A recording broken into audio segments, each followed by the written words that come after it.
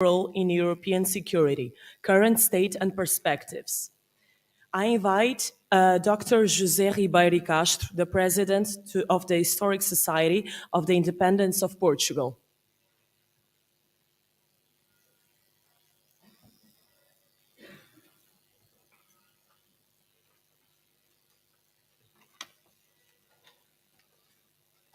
Your Excellency, Secretary of State, Your Excellency, Ukrainian Ambassador to Lisbon, representatives of the Armed Forces Chief of Staff and of Polícia de Segurança Pública National Director and General Commander of the GNR. I welcome you to this session to discuss the role of Ukraine in European security, and I greet and thank the panelists that will discuss the issue. Our relationship with the Ukrainian embassy is very valuable for us. It precedes the war. It was established by a protocol formally in 2017, not based on war, but obviously the war made it stronger. Those who are friends and don't betray each other are left with the strongest friendship, a friendship of steel, tempered in the most extremely challenging moments as today's. So thank you very much, Madam Ambassador, for activating this partnership to promote today's reflection on Ukraine's decisive role in European security. It's very important at the time with so many promising moves within the framework of the European Union and within NATO. You are at home here, Madam Ambassador. You will always be here at home, just as President Kennedy voiced at the Berlin Wall in 1963, Ich bin ein Berliner. We repeat it here, we are Ukrainians. We all are Ukrainians. At this opening, I want to share briefly with you 4 ideas, 4 concerns, which since the beginning of the Russian aggression, my mind always focuses when I reflect upon it. The first is this one. Who is Russia's enemy? Who does Putin want to confront and defeat? Is it Ukraine? Is it NATO? Or is it European Union instead? Is it the West at large? All of them, of course. But Russia's real enemy, the one that Putin confronts and truly wants to overthrow, is the United Nations system. He's like an illusionist. He invades Ukraine, he points at NATO, but it's the UN system that he is kicking and undermining all the time. When Vladimir Putin repeatedly talks about installing a new international order, this is what he is telling us.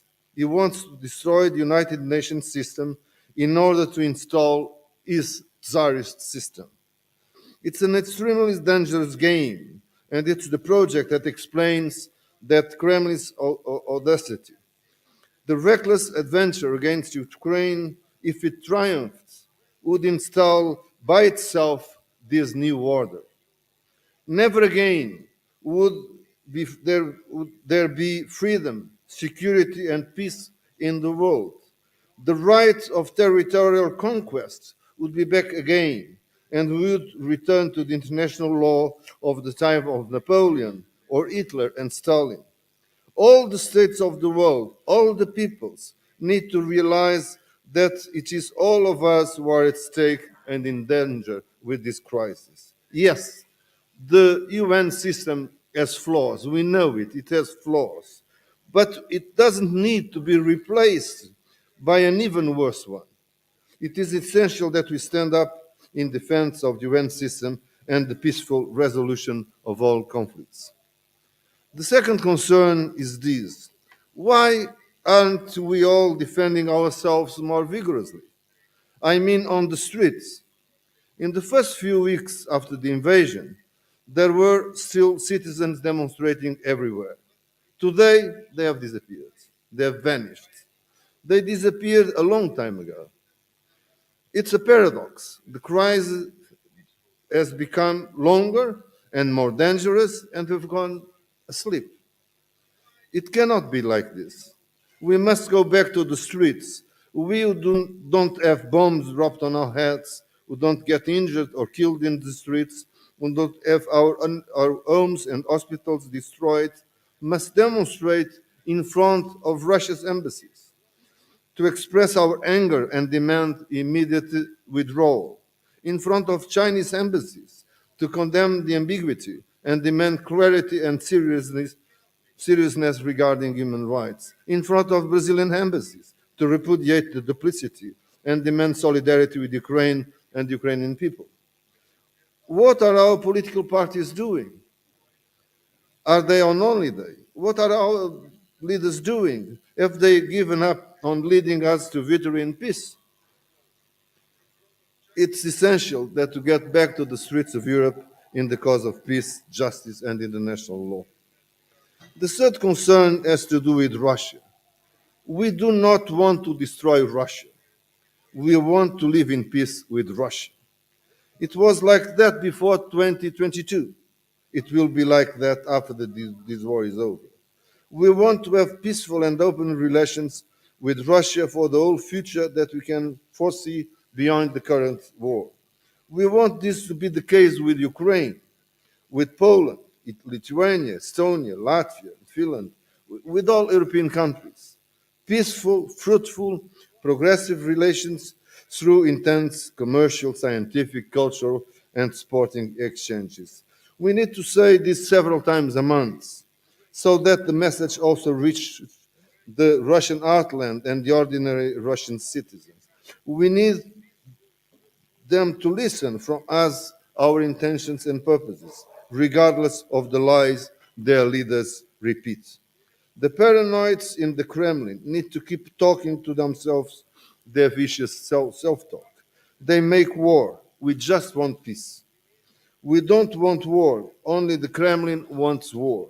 The only essential point is for Russian troops to withdraw from Ukrainian soil, respect sovereignty, and comply with international law.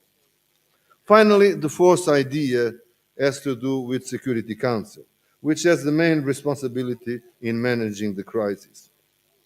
It has dealt with it several times without any positive effects on the ground, despite the blatant violations of the UN Charter by the Russian Federation. It is a crisis caused by a permanent member of the Security Council. And it is possible. It is not, the Security Council is not meeting at the right place it should meet.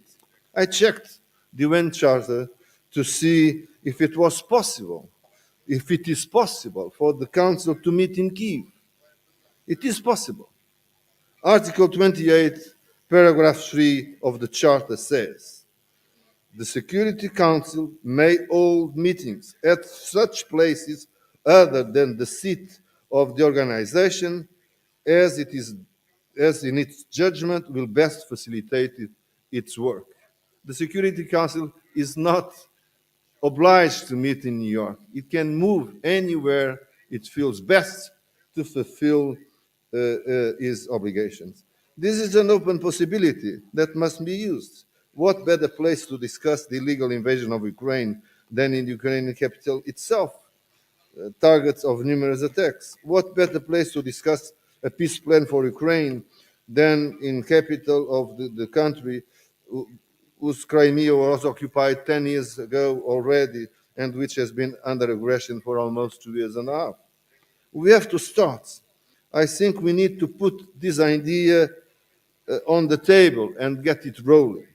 It certainly will not be easy to get it accepted, but the very fact of getting it in motion will certainly have positive political and diplomatic effects and beneficial effects on the ground. It will be very difficult to explain why the Security Council rejects or is blocking to hold meeting in Kiev on the agenda of the Russian invasion. No reasonable ground to block it. This seems to me to be a rather simple and clear agenda. Firstly, to show, prove, and emphasize that the Kremlin's enemy is the United Nations system in itself. Secondly, to return to the streets of our war-free cities to show our solidarity with Ukrainians and to demand peace from Russians and decency from Chinese, Brazilian, and similar cousins.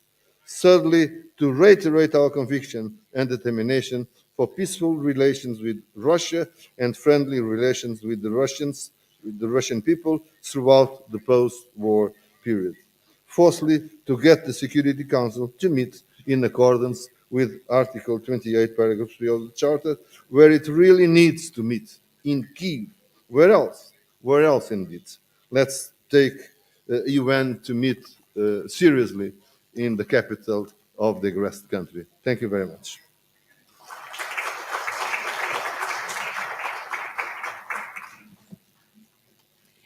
It is an honor to have with us as well Dr. Ana Isabel Xavier, the Secretary of State for National Defense of Portugal.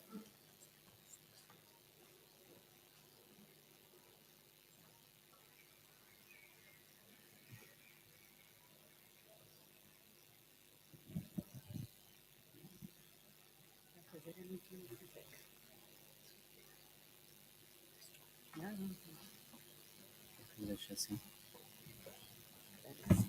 Para cima já. Já desce.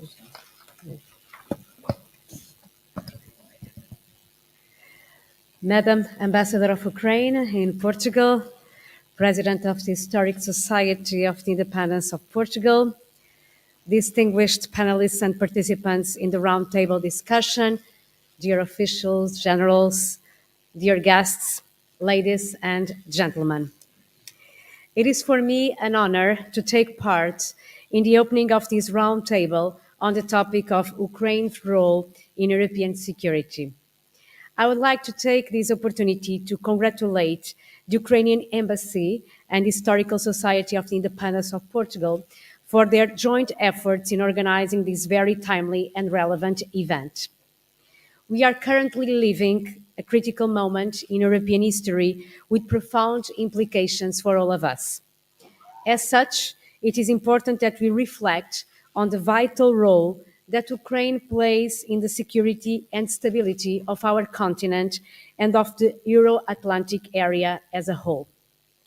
From Mackinder's Heartlander to the Euromaidan protests, Ukraine's strategic position and rich cultural heritage have often made it a focus of European geopolitics. However, it is Ukraine's recent history and aspirations for the future aligned with Euro-Atlantic values that mostly concern us today due to their impact on European security. I specifically mention the Euromaidan protests because this event marked a turning point in Ukraine's trajectory towards European integration. During the 2013-2014 protests, the Ukrainian people reaffirmed their desire for closer ties with the European Union and their commitments to the European Union core values. This does not mean that Ukraine does not or did not face its share of challenges before these protests or before Russian invasion of Crimea. However, its commitment to maintaining its sovereignty, democracy, and territorial integrity has never waned. The fact that today's debate is taking place in this institution is of great significance. The Historical Society of the Independence of Portugal stands precisely for what Ukraine is trying to uphold: the defense of the integrity of our territory and heritage, the promotion of our national culture and language, and the preservation of our dignity as a free and independent country. Russia's annexation of Crimea in 2014 and its 2022 illegal and unjustified invasion, followed by a devastating conflict that shows no sign of abating, profoundly changed the Euro-Atlantic security architecture. These events not only threaten Ukraine's sovereignty and compromise its territorial integrity, but they also represent a significant risk for the rest of the continent and indeed for the whole world. As Secretary of State for National Defense, I acknowledge Ukraine's struggle as being critical for the defense of our shared values and for the preservation of a rules-based international order. As such, even though Portugal is geographically distant, as a member of the European Union and a founding member of NATO, Ukraine's struggle is also our own struggle. That is why Portugal has stood firmly with Ukraine since day one of the invasion, together with our European and global partners and allies, including the European Union and NATO, but also with the United Nations or the Ukraine Defense Contact Group. And our support is not merely symbolic, it is practical and tangible. Since the beginning of this conflict in the European Union's neighborhood, Portugal has maintained its support to Ukraine through several means, including a military assistance package. This package includes lethal and non-lethal equipment, contributions for the purchase of ammunition, contributions for the NATO Comprehensive Assistance Package and European Peace Facility, training of Ukrainian soldiers and technicians in Portugal, sharing expertise in combined and joint exercises, and deployed national forces in the context of the European Union's military assistance mission. Portugal also participates in several international coalitions in support of Ukraine.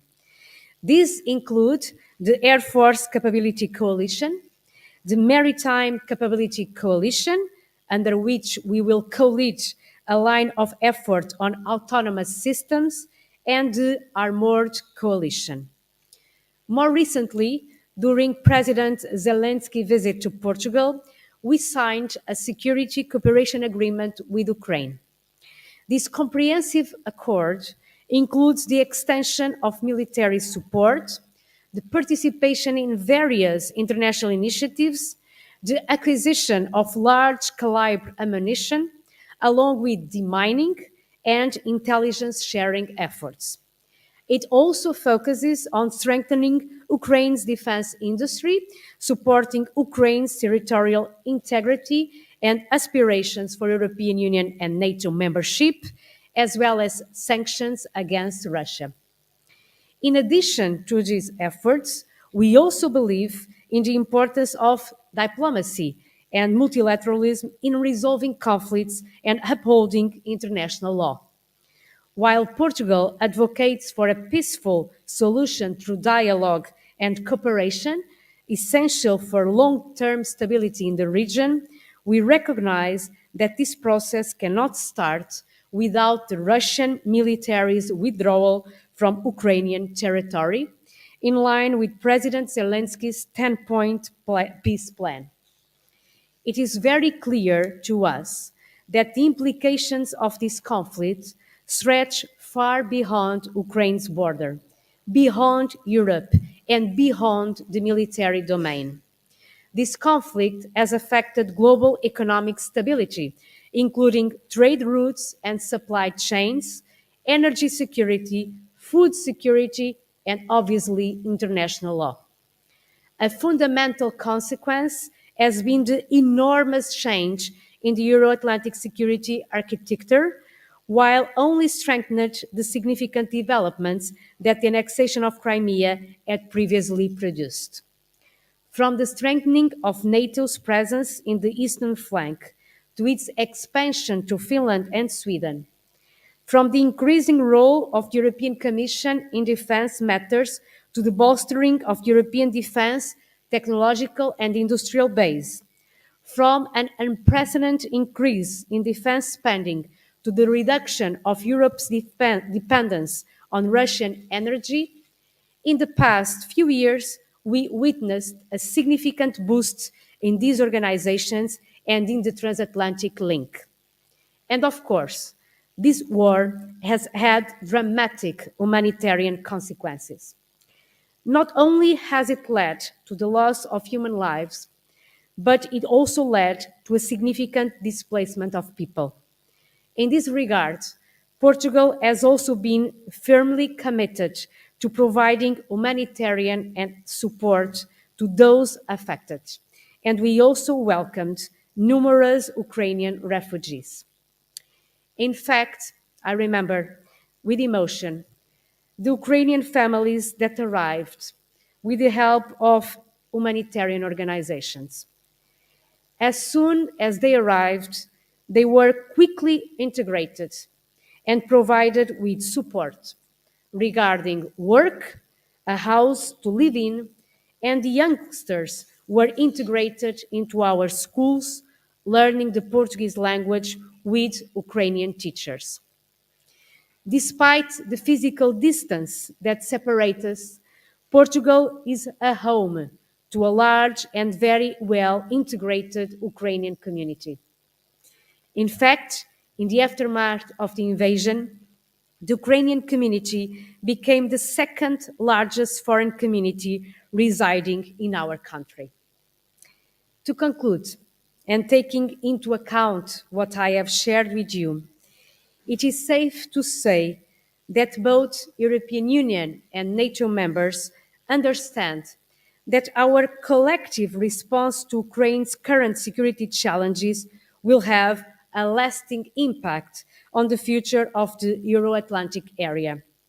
This is why we cannot waver. This is why we must continue to support Ukraine for as long as it takes.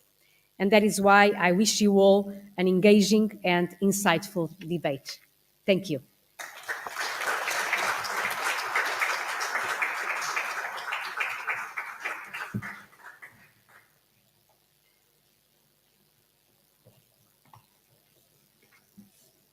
Now we will have a pre-recorded video of Dr. Alexander Balanutsa, the Deputy Minister of Defense for European Integration of Ukraine. Dr. Balanutsa is currently in the US for the NATO summit, so his video was recorded in the fields of Washington.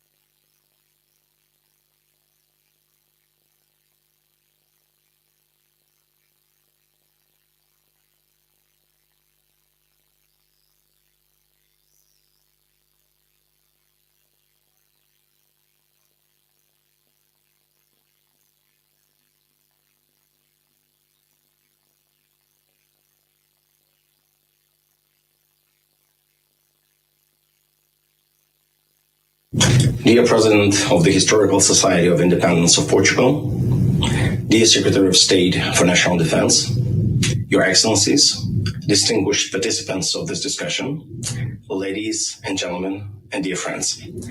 First of all, I would like to extend my gratitude to the organizers and all the present here for participating in this important and timely event, which accords us with another opportunity to address such a crucial topic as the European security and Ukraine's role in it. I feel also obliged to express at the very beginning my appreciation to Portugal and Portuguese people for all they have done for Ukraine and Ukrainians in this particular challenging time. Just recently, we received your invaluable support in making possible the most awaited decision of the European Council to approve the negotiations framework for Ukraine's EU accession talks and holding the first intergovernmental conference, which kicked off this process in practical terms. The friendly voice of Portugal was vocal, and your supportive hand evident during the preparatory phase to this crucial step that, among other, this significantly boosted the morale of Ukrainians and substantiated their fight against the Russian aggression. Yet another landmark event took place on the 27th of June, when the agreement between Ukraine and the EU on cooperation in security sphere was signed, sustaining the Ukraine's defense effort. Let me continue by saying that from the very first day of the unprovoked and unjustified war, Portugal has demonstrated not only support, but a true solidarity with a lot of Ukrainians who were forced to flee the horrors of war and found refuge in your wonderful country. It makes it quite natural that in recent years, Ukrainian-Portuguese relations have got a new dynamic and partnership equality. The visit by President Zelensky to Lisbon on May 28 showed the highest level of cooperation and unity between our countries. We highly value the deliverables of the visit, including signing of the bilateral agreement on security cooperation, which contributed to the framing of a system of effective security guarantees for Ukraine on its way to NATO membership. All these efforts are aimed to bring us closer to comprehensive, just, and lasting peace in Ukraine and Europe, the grounds of which are laid down in the Ukrainian peace formula by President Zelensky. So we highly value the participation of the President Marcelo Rebelo de Sousa in the summit on peace in Ukraine held in June in Switzerland, as well as the efforts of Lisbon to encourage other Portuguese-speaking countries to attend the event. Ladies and gentlemen, the path to peace may seem to look dark and far now, but it is important to keep in mind that we are in the middle of changes which are having an enormous transformative impact on our future, and the winner will be the one who has clear vision and plan of where and how to go. In this regard, we hope that the NATO Washington Summit will not only mark the 25th anniversary of the most effective alliance ever, but also set the right foundations for preserving its efficiency for the time to come. We are convinced that the European security architecture will be incomplete until Ukraine becomes a NATO member state. Now it is critical clear that gray security zones in Eastern Europe only provoke Russia to further aggressive actions. This means that the membership of Ukraine in NATO is the best answer to Russian aggression and the only guarantee of lasting peace and contribution to security. We are well aware that the formal accession of Ukraine to the alliance is possible only after the end of the full-scale war of Russia against my country. But it doesn't mean that we cannot move forward in the accession process now. Thus, we expect that the Washington Summit that will prove the irreversibility of Ukraine's path to NATO, and it should be confirmed. Important practical decisions of the summit aimed at strengthening Ukraine's defense capabilities, including further transformation of Ukraine's security and defense sector, in accordance with the NATO standards, and creating effective future forces would also be welcome. As a member state, Ukraine will definitely be the contributor of the Euro-Atlantic security and not its recipient. Ukraine is already an integral component of Euro-Atlantic security. We do not have the umbrella of the 5th article of the Washington Treaty yet, but Ukraine is de facto defending NATO's eastern flank, like Portugal is on ground of NATO's western flank. Ukraine clearly belongs to Europe and the West mentally, historically, and we're becoming part of Europe politically and legally as we officially launch the accession negotiations with the EU. This also means that there could be no separate security models for different parts of Europe, as it would lead to its fragmentation. So Ukraine should be covered in the same way as all Europe. From our side, we're ready to do our best in order to ensure peace and stability in our common home. Dear friends, we all understand that we are at a crucial turning point of the war. Ukraine's fight is an existential one, but we fight and we will be fighting for ourselves, for the West, and for the very sense of the Western way of life. I'm convinced that we can win this fight, but in order to win, we will need to preserve the unity and to be more resolute. Thank you for your attention, and I wish you a very productive discussion. Thank you very much for supporting Ukraine.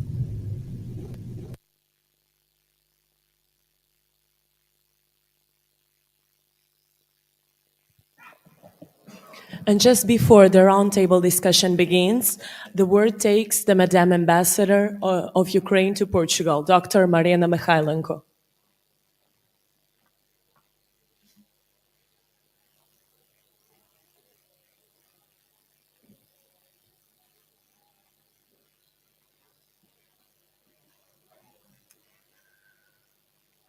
First of all, dear President of the Historical Society of Independence of Portugal, dear Secretary of State for National Defense, dear ambassadors, my friends, and distinguished speakers of this discussion, ladies and gentlemen, dear friends. At the outset, I would like to extend my gratitude to the President of the Historical Society of Independence of Portugal for his readiness to cooperate with the embassy and me personally. It's a great pleasure and honor to organize this kind of event with the society with such a huge history, such a long history. So we appreciate it a lot. As you see, the building of the society is under reconstruction now, which I think is very symbolic for our today's discussion. And many processes taking place in the European and Euro-Atlantic area. For more than 10 years, Ukraine resisted Russian aggression, and at the same time, we tried to reconstruct ourselves. The European Union, in its turn, recently took the historic decision and launched membership talks with Ukraine and Moldova, and at the same time is debating now to reform itself and how will adapt better for the enlargement. The NATO celebrate 75 years of collective defense and at the same time draws up the biggest military reform since the Cold War to meet Russian threat. So our whole world is in transition and in the process of reconstruction. And the future of European security is the most sensitive, pressing issue. And I give you some examples. First, for many years, security seemed predictable. Even during the Cold War and the first decade of the post-Cold War era, the deterrence seemed to work well. However, this comfortable reality is over. Russia's full-scale invasion of Ukraine has sparked the most serious crisis in Europe since World War II and shattered the post-Cold War international order. The world architecture based on rules is no longer valid. It's there, but nobody knows how to enforce it. Legally, we even can't call a spade a spade. I mean the Russian aggression a war, as it would require a Security Council vote, where Russia is still enjoying the full veto right as a permanent member. We developed and approved a lot of good conventions, but they cannot be effectively applied. Second, the infrastructure of arms control has been ruined by Russia. In the nearest future, such things as verification or confident buildings measures are not very promising, to say the least. Russia is already working to weaken the existing nuclear non-proliferation architecture by revoking its ratification of the Nuclear Test Ban Treaty, suspending its participation in the New START Strategic Arms Limitation Treaty, stationing its tactical nuclear weapons in Belarus. Most recently, Russia declared about its plan to put some sort of nuclear weapons into the space in violation of the existing international agreements. Third, we are not already on the verge of a new technological era. We are already in the middle of this process. The drone warfare in Ukraine, which has transformed the battle, is the best example of this. It's already absolutely clear that the new technologies, especially AI and technological superiority, all in all will define who will be in the driving seat. The list is far from being an exhaustive one, but rather illustrating where we are from the point of view of our security. We live in the very challenging world, and to survive in this world and to show that democracy is not just what we deeply care about, but also something which is the most effective model, regardless of all autocracy efforts, it needs the readiness to talk to people in plain language about security, which has its costs. And I really hope that our today discussion will contribute to this process. We also hope that our today discussion is timely. The last week, the negotiation framework for Ukraine-EU accession talk was approved, but not only. Last week, EU and Ukraine signed the first ever joint security agreement. For the first time, this agreement enshrined a multilateral, long-term commitment by all 27 EU member states to provide Ukraine with broad support in all key areas: military, humanitarian, financial, and political assistance for 10 years. It reaffirms the readiness of all member states to step up EU sanctions against Russia, to counter attempts of circumventing them, and to cooperate in countering hybrid and cyber threats, and so on and so forth. In particular, this includes this agreement includes the opening of the EU Defence Innovation Office in Kyiv, and cooperation between our country and the European Union is in the defence industry. The joint security commitments with the EU complement and strengthen the existing bilateral security agreements with member states, including Portugal. They also enshrine the commitment to support our country for those member states that have not yet joined the joint declaration of support for Ukraine. For the first time, a document signed by the EU with a third country provides for an appropriate consultation mechanism in case of possible future aggression. The timeliness and relevance of our today's discussion is also linked with the NATO Washington summit, which will take place next week. You all will know that Ukraine will be in focus of this summit, and we expect that its decision will help significantly strengthen the country's defense and the ability to repel Russian aggression. For us, it's also extremely important that the summit will make Ukraine's path to NATO irreversible. Putin finally should understand that there is no space for compromise on this particular issue, because his primary threat is not NATO and its enlargement. His primary threat is democracy. It means that this threat would not magically disappear with a moratorium of NATO expansion. Putin would not stop seeking to undermine democracy and sovereignty in Ukraine, Moldova, and other countries in the region as a whole if NATO stopped expanding.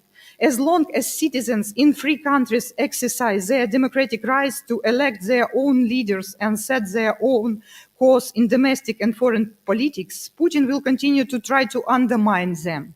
His declared goal of denazification in Ukraine is a code word for regime change, undemocratic regime change. This is his biggest fear, to have democratic, free Ukraine side by side with Russia, like an example that this is possible.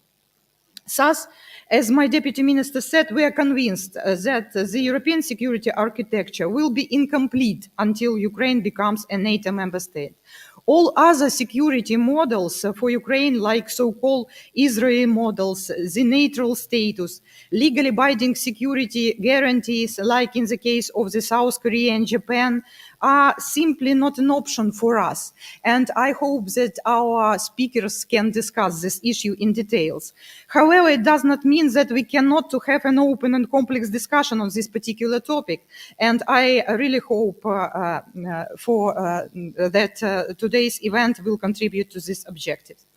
Dear friend, I cannot but mention my gratitude to Portugal, its government and people for their support since the first day of the full-scale Russian invasion against Ukraine. We are grateful to President Marcelo, including for his recent attendance at the Global Peace Summit, which, despite all Russian attempts, was successful. Representatives from more than 100 nations and international organizations took part in the summit, and most of them joined the final communique.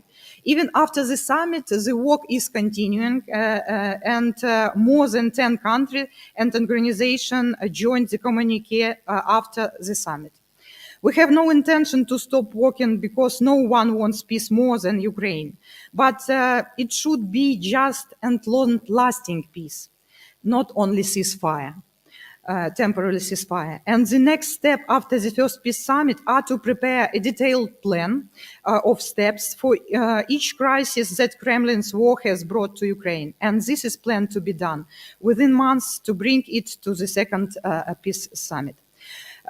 Coming back to Portugal, I would like to use this opportunity to thank Prime Minister Montenegro and all the government, including the Ministry of Defense, for the swift preparation and signing of the bilateral security agreement. During last years, our relations have reached a new level and have turned into a strong partnership. And the recent is the best evidence of that.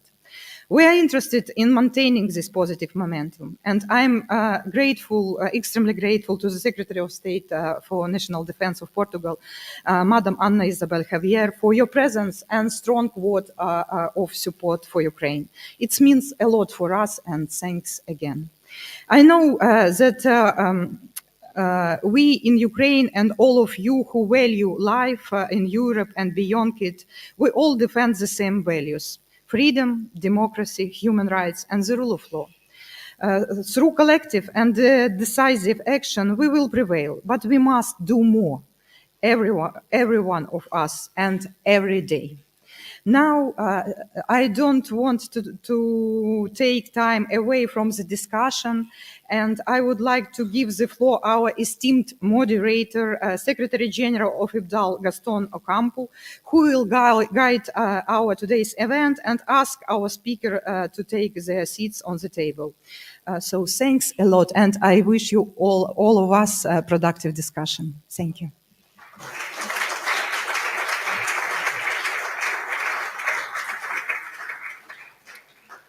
Thank you very much, Madam Ambassador, Madam Secretary of State, Mr. President.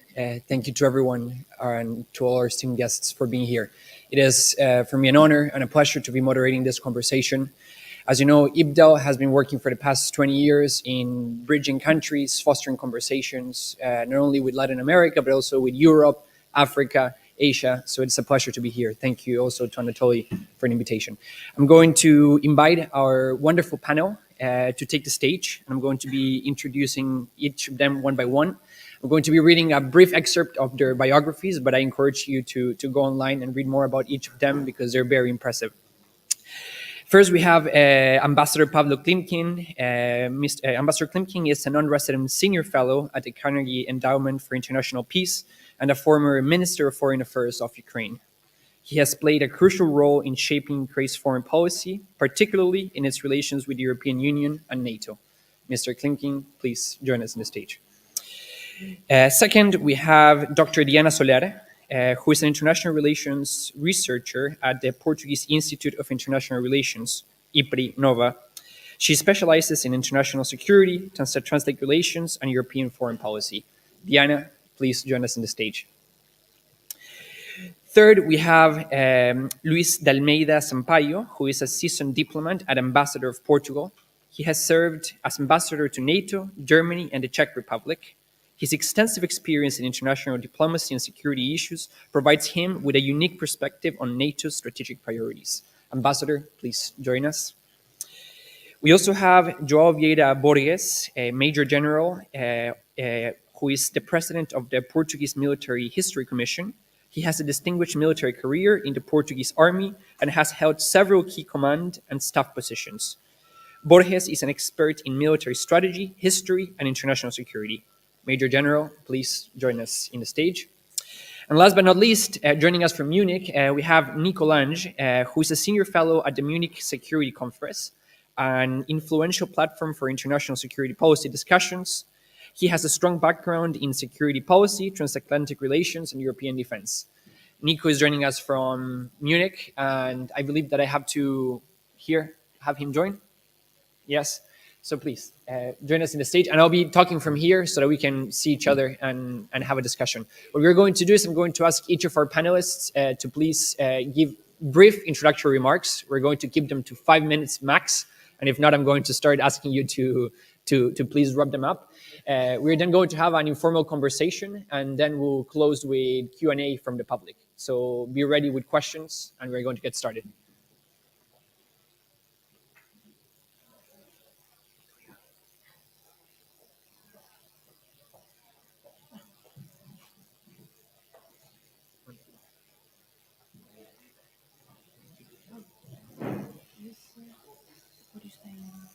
So he can listen to us, right? Yeah.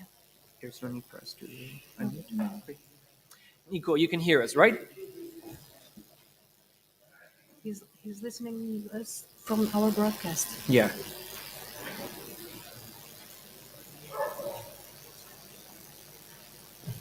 Yes, I can hear you.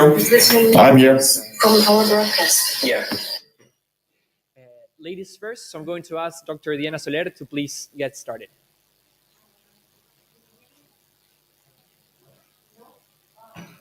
Yes, okay. First of all, thank you so much for having me. I'm going to be very brief in this introduction because what I want to do is to do a little provocation that I think can be helpful in the debate. So this panel is called European role in Ukrainian role in the European security. And the point I'm going to make in my first minutes is the following. Unfortunately, at this point, although almost every country, every policymaker in both Europe and North America do believe that there is a joint future for a joint security future for Ukraine inside Europe, inside NATO, and at some point, the security sort of arrangement, it's going to be indivisible, as it is collective security, which is basically the idea that is behind all our institutional arrangements.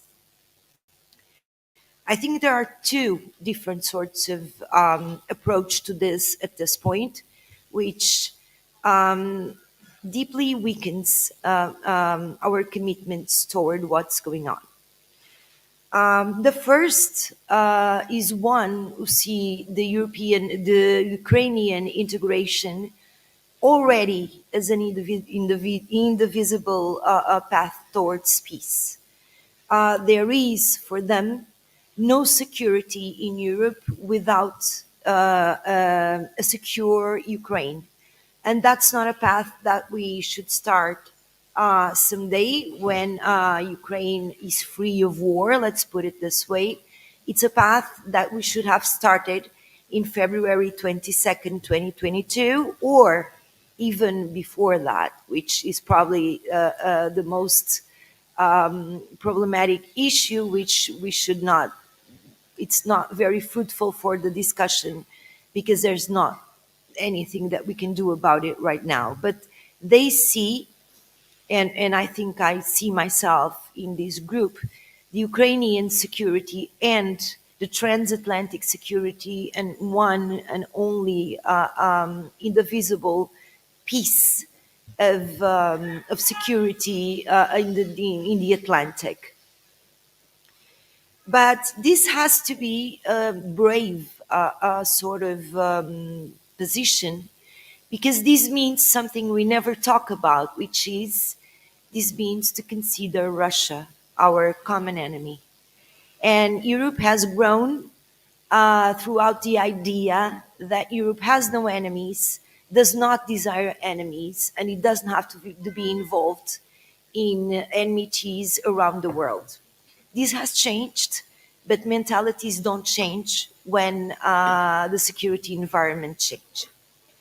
The other position, which we never talk about, but I think it's important to point that this is happening, is the position of those who see in the future an indivisible security. As I said, the final point is the same, but see European security and Ukrainian security as separate at this point. And those who do that, they tend to safeguard European interests over Ukrainian interests first. And these are the ones who actually are more keen in reinforcing European security, transatlantic security, in a way to dissuade Russia independently from Ukraine. And what's the problem with this vision? The problem with this vision is that the way the war is going to end, it's not as important as for those in the first group. Those who look at the issues this way tend to wait for whatever happens between Ukraine and Russia without stop helping and stop providing Ukraine with what it needs to defend itself from Russia. But because they don't see it as an integrated issue, they tend to look at the European or the transatlantic peace with Russia and the Ukrainian peace with Russia as security issues. On my opinion, this deeply weakens not only Ukrainian position, but a transatlantic position. So my point today is, despite the fact that this is happening, we as thinkers, as people who look at these issues every single day, should be strongly advising a more integrated approach towards what is going on geographically in the field, in the war. Europe should stop being afraid of considering it has enemies because it didn't search for them. They decided to become European enemies. But this leap has to be made as soon as possible in order to make our integrated security, which I think it's the only way forward, as effective as possible, as soon as possible. But be aware that there are many, many voices who actually tend to, not loudly, very quietly, but tend to somehow undermine this position. Not because they don't want Ukraine to prevail, because they look at their security interests first, and they do not see Ukraine as their immediate security interest. Thank you. This is a provocation. I really would like to bring this to the debate because I think that this is actually the most pressing issue that we have at this point. Thank you so much. Thank you very much, Dr. Soler. Ambassador Klimkin, the floor is yours. Good morning, everyone. It's good to be in such a crowd, and again, thanks for standing with Ukraine. It matters. I will try to add up a bit of teasing up or provocation, whatever you call it, and make 3 points to start our discussion. Firstly, it's really deeply symbolic to have this discussion in the independent society, and Russia has never ever considered our independence as a real one. It was always conditional. The Russian sense of Ukrainian independence was let's give them a couple of symbols, but otherwise they are in our privilege, or I would say dominating sphere of influence.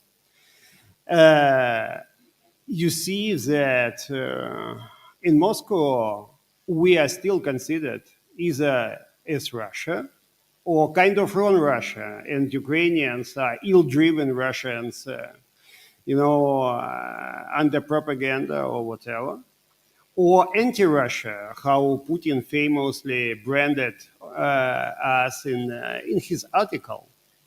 So the lack of willingness even to consider Ukraine as Ukraine, Ukrainians as Ukrainians, our history is our history, is something which is now in Moscow, but also fundamentally sitting deeper in Russia. Any sense of recognizing that Ukraine is mind-blowing for the whole ideology of this Russia and this regime. It will stay this way. And I've been following Putin for quite a while, since he was in the Federal Security Service. And I believe he has, firstly, deep obsession with proving the case that there was no Ukraine and there is no Ukraine as such. But also, after all the events, feeling deeply rejected and I believe deeply offended by the West. So there is a second obsession, fundamental sense that the West is weak. The West is something we can deal with in a tough way. And the West is something we can push out of its borders. So what he's been trying to have is not only the war with us, but also how he believes and how the Russians in Moscow believe the war with the West.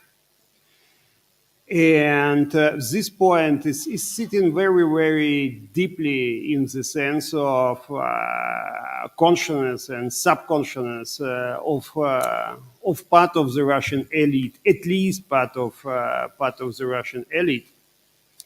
And it started not in 2007 with the famous Munich speech. It actually started in 2003 for me, when the Russians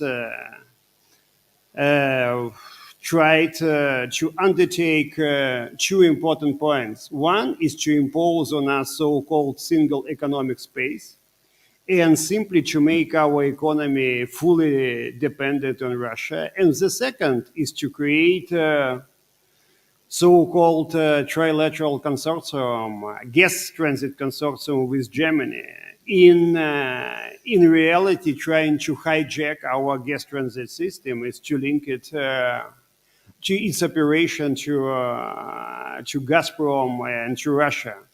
I was part of both delegations, and we were able to counter both attempts. It failed. You remember 2004, Orange Revolution, and the whole history of Ukraine. And it's still the same.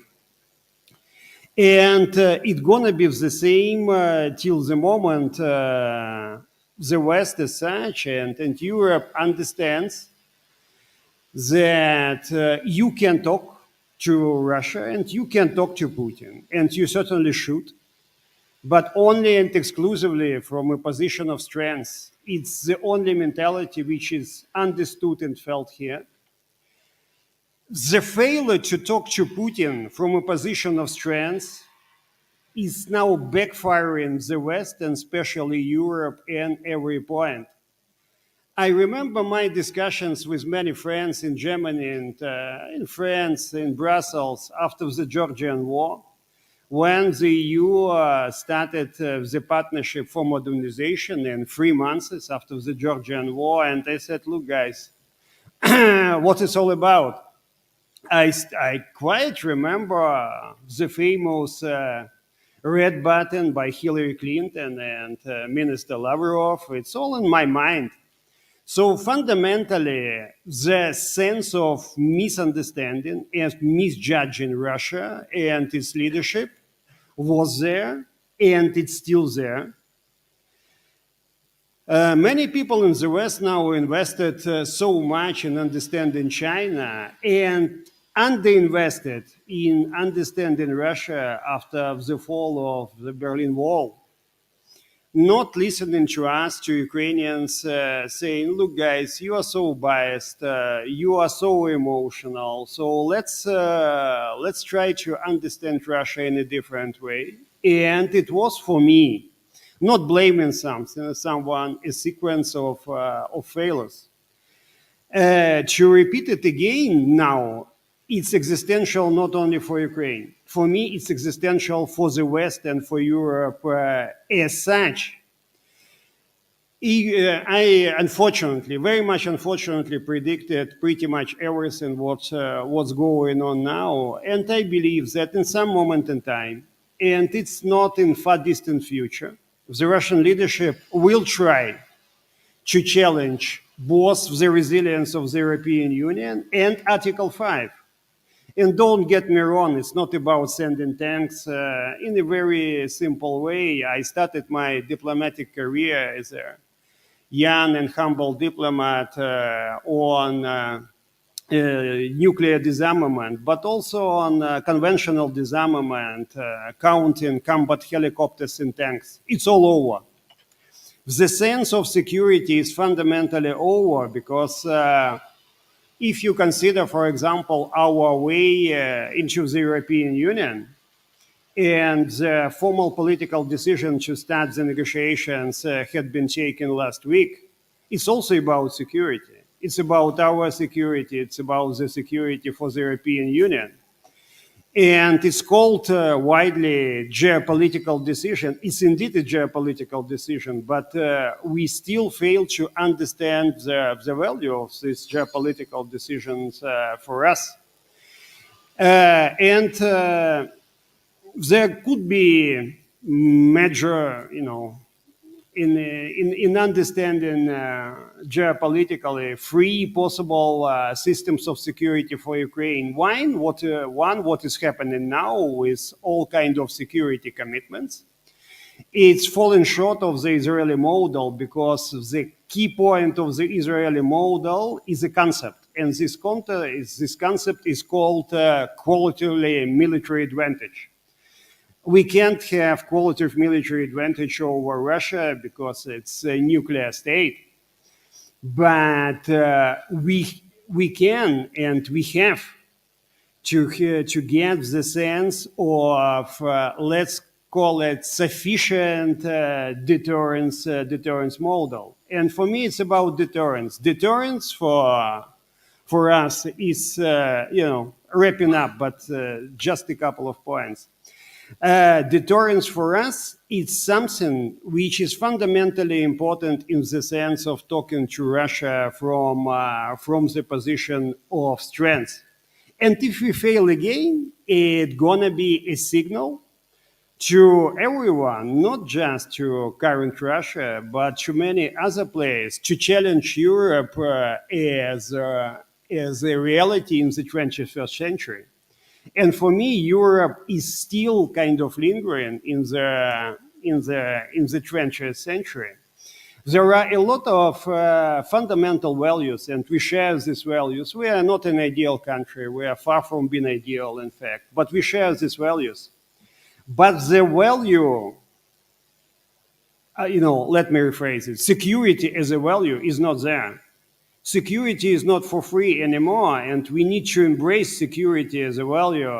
We had an interesting discussion before this session, and I mentioned I'm not a kind of real diplomat. I'm a physicist by education, and many years ago, my professor on quantum mechanics told me a story about Albert Einstein teaching in the Zurich University, distributing different tasks. And one of the students raised his hand and said, but professor, these are the same tasks you gave us 2 years ago. Einstein said, fine, the answers are different. So fundamental point, the answers are different. If you believe the answers are the same, we are all new aware. Ukraine has to change. to deliver on our security and our path to the European Union and NATO. Europe has to change if it wants to become a player. And I agree, it's not there, but it's gonna haunt Europe and even backfiring if not embracing security as a value. But it's also the point for the whole West. Looking forward to today's discussions. And what is really important is to understand what is at stake, not only for Ukraine, because you can't now divide Ukraine and Europe and the West. It's over in the sense of security and the sense of understanding what it's all about. And again, looking forward to this discussion. Thank you very much, Ambassador Klimkin. Now I'm going to invite Nico Lange, who is joining us from Munich. Nico, the floor is yours for 5 minutes.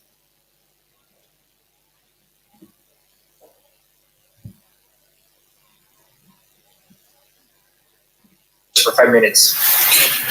Yes, thank you, and hello, everybody. And I'm sorry this will appear a little bit late because there is a delay from me hearing you and from actually talking. I'd like to use my 5 minutes just for 3 very simple points on our strategy on NATO and EU and on war. And let me start with strategy by building upon what has been said about Putin's strategy. And I think it was quite right to mention that Putin's war, that is currently a war that is going on in Ukraine, is not a war about Ukraine only. It's a war about the European order. So it's not out of solidarity that we are helping Ukraine. I think we are helping ourselves because the questions we are facing, they are very simple. If you read what Putin is writing, if you hear carefully what he is saying, if you listen to what has been saying for many years, if Putin says, I want a European order from Vladivostok to the Estremadura, this is not an offer for cooperation. This is actually a threat. He wants Russia to dominate the European continent where EU and NATO are disintegrated and where he can bully around with a bigger and stronger Russia, he can bully around everybody else. So in order to prevent this from happening, we have 2 options. Either we are helping the Ukrainians to stop Putin and his imperialist agenda in Ukraine, or at a later stage, we will have to do it ourselves.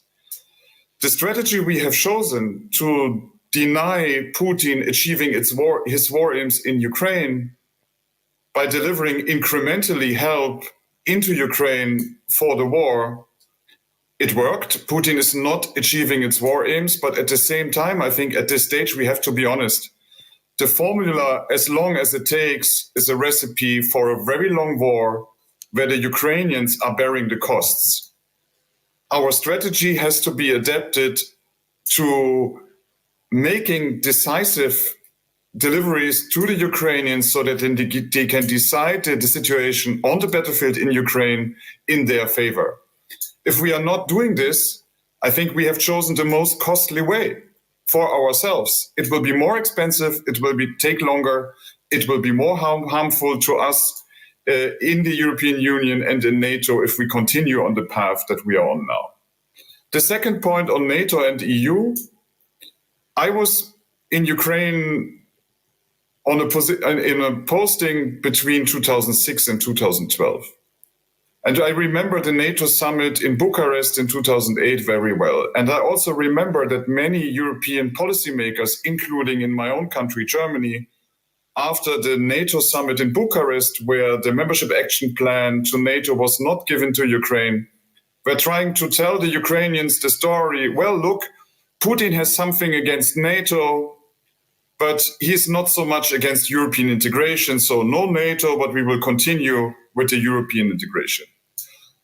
And this led to the events that were later called the Revolution of Dignity and the Euromaidan that were caused by Viktor Yanukovych not signing an association agreement with the European Union. And it turns out that Putin had something against European integration of Ukraine as well.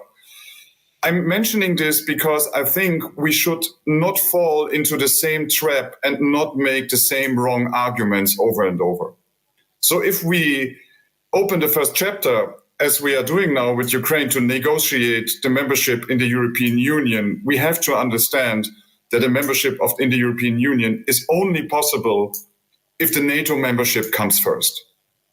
And I think it's a wrong decision by the US government and by the German government that is following closely to block an invitation of Ukraine for membership accession talks at the Washington summit.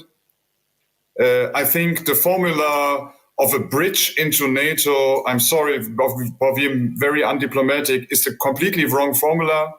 I don't want to live on a bridge or under a bridge. And the connotation of being a bridge, I think, is something that is very negatively perceived in Ukraine. So clarity on NATO perspective of Ukraine, I think, is an element of achieving peace. Unfortunately, especially the US government and the German government are not ready to accept this and to move forward. And we are losing time. And that is my last point. War is very specific in the sense that the military developments, the battlefield is shaping the policy discussion. We cannot shape the battlefield by having policy discussions. We cannot discuss the war somewhere. It's the opposite. The developments on the battlefield led us to even considering the European integration of Ukraine differently, to deliver more weapons. It is changing our politics all the way. That is a fundamental logic we have to understand. The battlefield is shaping politics, not the other way around. In this sense, as a military person, I know in war, the clock is ticking.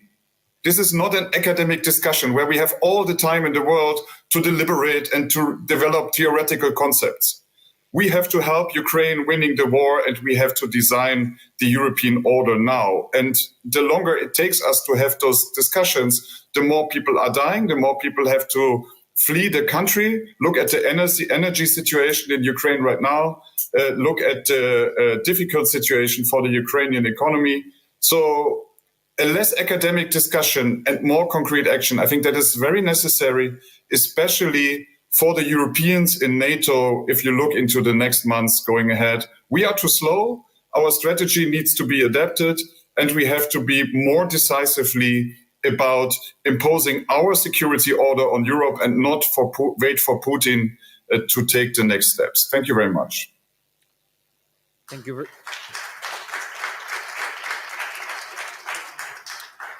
Thank you very much, Nico. Ambassador Almeida Sampaio, the floor is yours. You have 5 minutes.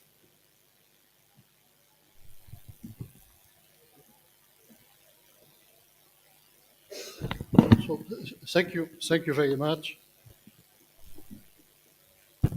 Thank you very much. It is a pleasure to be here today. Always very good to be back in Lisbon. A lot of familiar faces. I will not mention everyone by name. I would not excuse myself or pardon myself if I would forget anyone. Let me recognize the president of the Historic Society for the Independence of Portugal. I share with this gentleman 50 years ago, we were together at the inception of the centrist Christian Democratic Party of Portugal. So it is always a pleasure to see my old friend José Castro. Thank you very much for having me here today. Three very brief thoughts to share with you, trying to comply with the 5 minutes allotted to me. The first one, Ukraine belongs to the European Union as Ukraine belongs to NATO.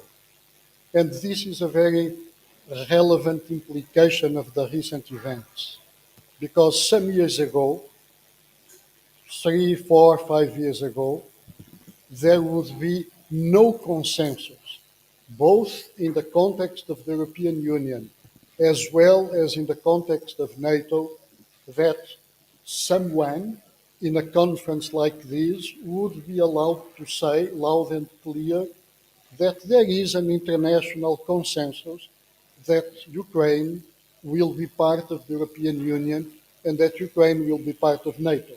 So this is a very important geopolitical development with major implications. I don't know how long it will take for Ukraine to be a full-fledged member of the European Union. I don't know how long it will take for Ukraine to be a full-fledged member of NATO. There could be a lot of wishful thinking. We could dwell in very different scenarios. But what is really crucial from a geopolitical standpoint is that at the end of the day, Ukraine will be part of the European Union and Ukraine will be part of NATO. And this is new from the political side of the perspective of what encompasses the tragedy for Ukraine and for the Ukrainian people. Then my second thought, that is closely linked to this major geopolitical shift, is that, contrary to many other analyses, we need to recognize that deterrence did not fail. Deterrence did not fail, and I am talking about NATO deterrence as enshrined in the Washington Treaty, specifically, first and foremost, on the famous Article 5 of the Washington Treaty. Deterrence did not fail because Ukraine was not part of NATO, because Ukraine is not yet part of NATO. So it is wrong from a political and military analysis to say that deterrence failed. What failed was our capability to contain Russia, because neither the European Union nor the North Atlantic Alliance have a containment strategy. A containment strategy is a very complex strategy, needs a set, immense array of means, not only military means, but also diplomatic, economic, financial. So there are means that we need to put to fruition, that we need to come to grips with in the context of the debate that is ongoing, not only in the European Union, but also inside NATO, in order to put together a containment strategy. I know that the word containment evokes for some other periods of European history and comes back to the narrative of the Cold War, but it is important that we realize that deterrence and containment are different things, and we could very well discuss in detail what that implies from the very different angles that I tried to enunciate. Then a word about the end game. And now I join José Ribeiro Castro at his opening statement. The end game needs to protect, to uphold, and to cherish the international rules-based order. Any different end game, any different result, any different solution for the war that Russia imposes on Ukraine will not protect the international rules-based order. And more than the United Nations system, more than the difficulties, the adaptations, the modernization of the United Nations system, what is at stake is the set of principles enshrined in the Charter of the United Nations. And those principles, they are the pillars of the international rules-based order. Without a result that protects that international rules-based order, we will all fail in Ukraine, we will lose in Ukraine, and we will open the door for other adventures of the Kremlin imperialism. Then a final word from my side on the implications of what we are living through, and of course thinking about the NATO summit in Washington, celebrating the 75th anniversary of NATO. We will be faced with a challenge in what the transatlantic relationship is concerned. Simple ideas like the United States must remain an European power are not fully understood by some that are on the verge of coming back to power in Washington. And we need to take account of that. And we need to be prepared for that. And not only measures that are going to be adopted by the NATO summit in Washington in order to make irreversible the support, the aid for Ukraine, including on military terms, it is extremely important that we diplomats, we European Union politicians make an additional effort in order to convince our American friends that without the transatlantic bond, we will be doomed, and the international rules-based order will no longer be capable to survive. And there is also a risk, and I alert always in my public talks to the risk, that in Europe, some that don't understand the importance of the transatlantic link still believe that it would be possible for Europe to go it alone, which is a huge geostrategic mistake if it is going to go forward and to be reflected in decisions taken in the context of the deepening of the European Union of Defense. So thank you very much. Thank you very much, Ambassador. Major General, last but not least, the floor is yours. You have 5 minutes. Good morning, Mr. President of the Portuguese Society, Madam Ambassador of Ukraine. Thank you for your invitation to be here, dear Gaston and dear colleagues, dear all. As a commentator in the media from the first day of the Russian invasion of Ukraine, I condemn the illegality, the injustice of this war, not special military operation. As well, the violation of international law, and particularly the Charter of the United Nations, as you know. I defend the preservation of the unity, sovereignty, and the territorial integrity of Ukraine. And I argue that Ukrainians should choose their future. So far from Portugal and so close from the Portuguese people in values and principles. It's very important to say that because more than 80% of the Portuguese support Ukrainian in Eurobarometer. Portugal is the country who supports more the Ukrainian in the last 2 years in the Eurobarometer, one of the countries. I speak as a citizen, not as a president of the Portuguese Commission, and as a citizen, of course, I have always my opinion, sometimes different than the official position, including my Secretary of State. Of course, we don't talk about this table, the round table. I can say, or can beginning to say that I study with Diana Soler in the Marshall Center about international terrorism in 2006, together with Russian officers, as you remember. But the world changed. Now the world is completely different. For David Petraeus, in an interesting interview last week, and for me, geopolitics is mandatory. And the construction of a new era is there.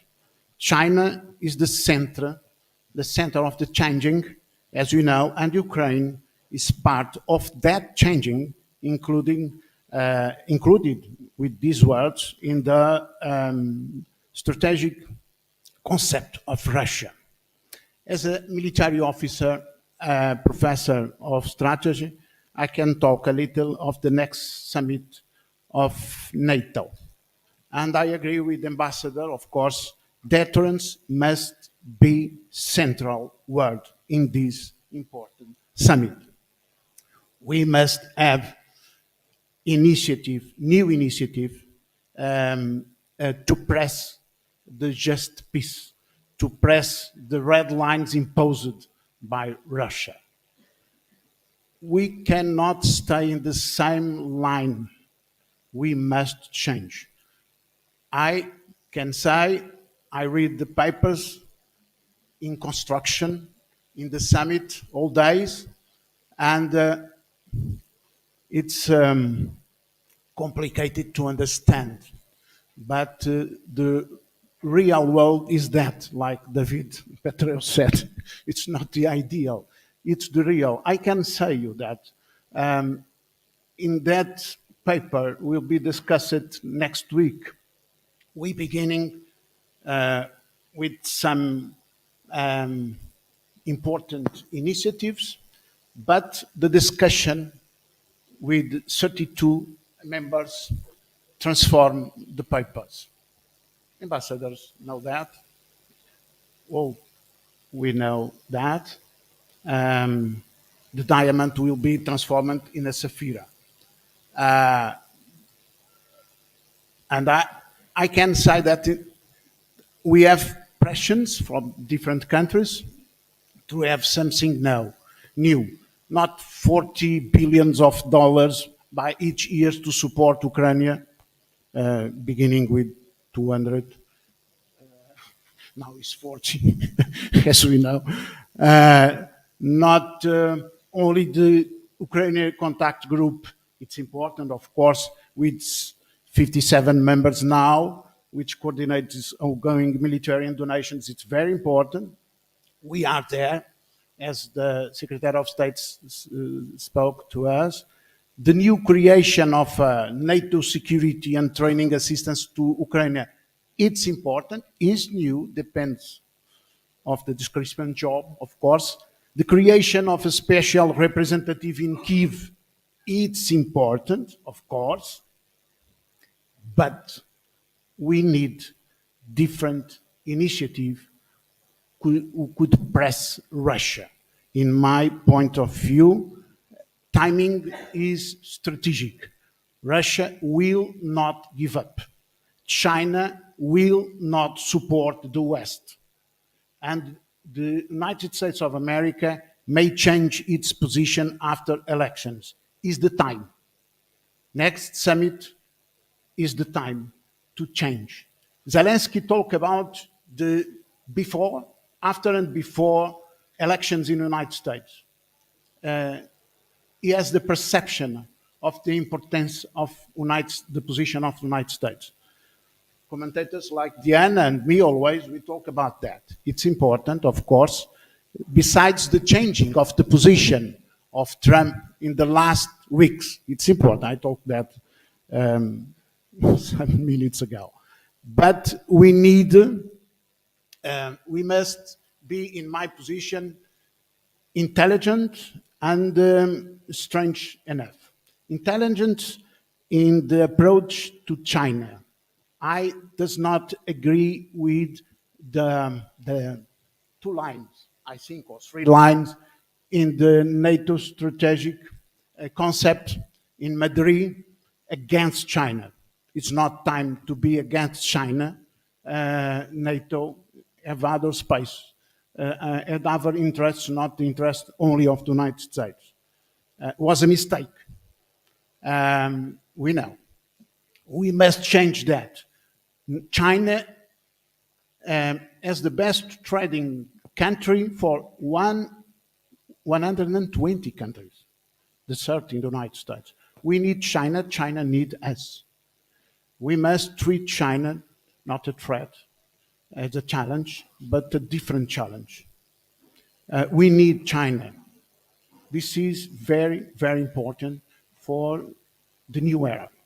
And we must have a strange approach to Russia, showing always determination.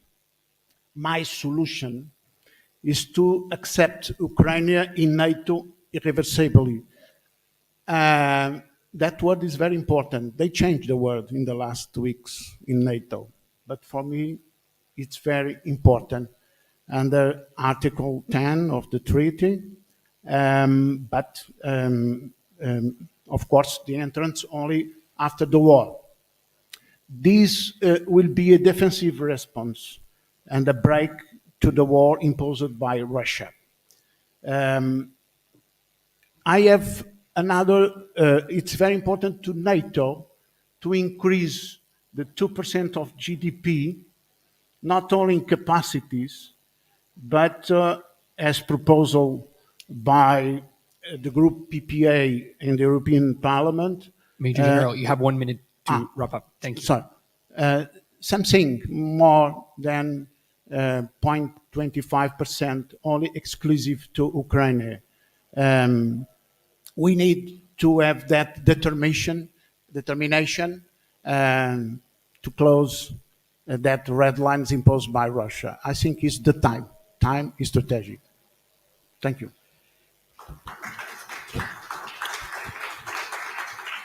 Thank you very much, Major General, and to everyone for the introductory remarks. We have a very interesting set of topics to talk about. Diana kicked off with a provocation. We had Pavlo talk about the fact that Russia never recognized Ukrainian independence. We were followed by Nikos saying that this is not a war on Ukraine only, but on the European order. Ambassador Almeida Sampaio emphasized on the importance to protect the international rules-based order. And the Major General talked about the timeliness of it all and to talk about the fact that we not only need to address what is going on, but implications that this can have. Diana, I see you taking notes, reacting to what the others were saying.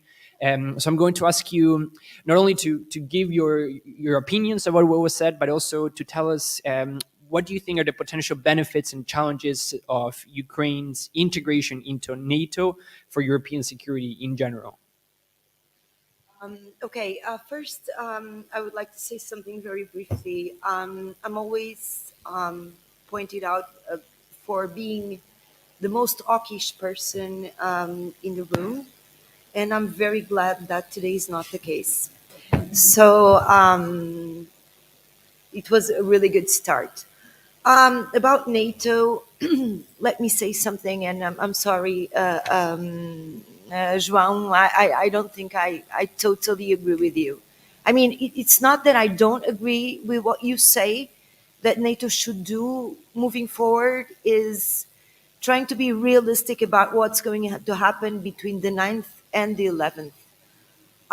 Nothing's going to change particularly, except probably a more tough speech towards China, not Russia, China, because this is a trade-off between the US and the European Union at this point.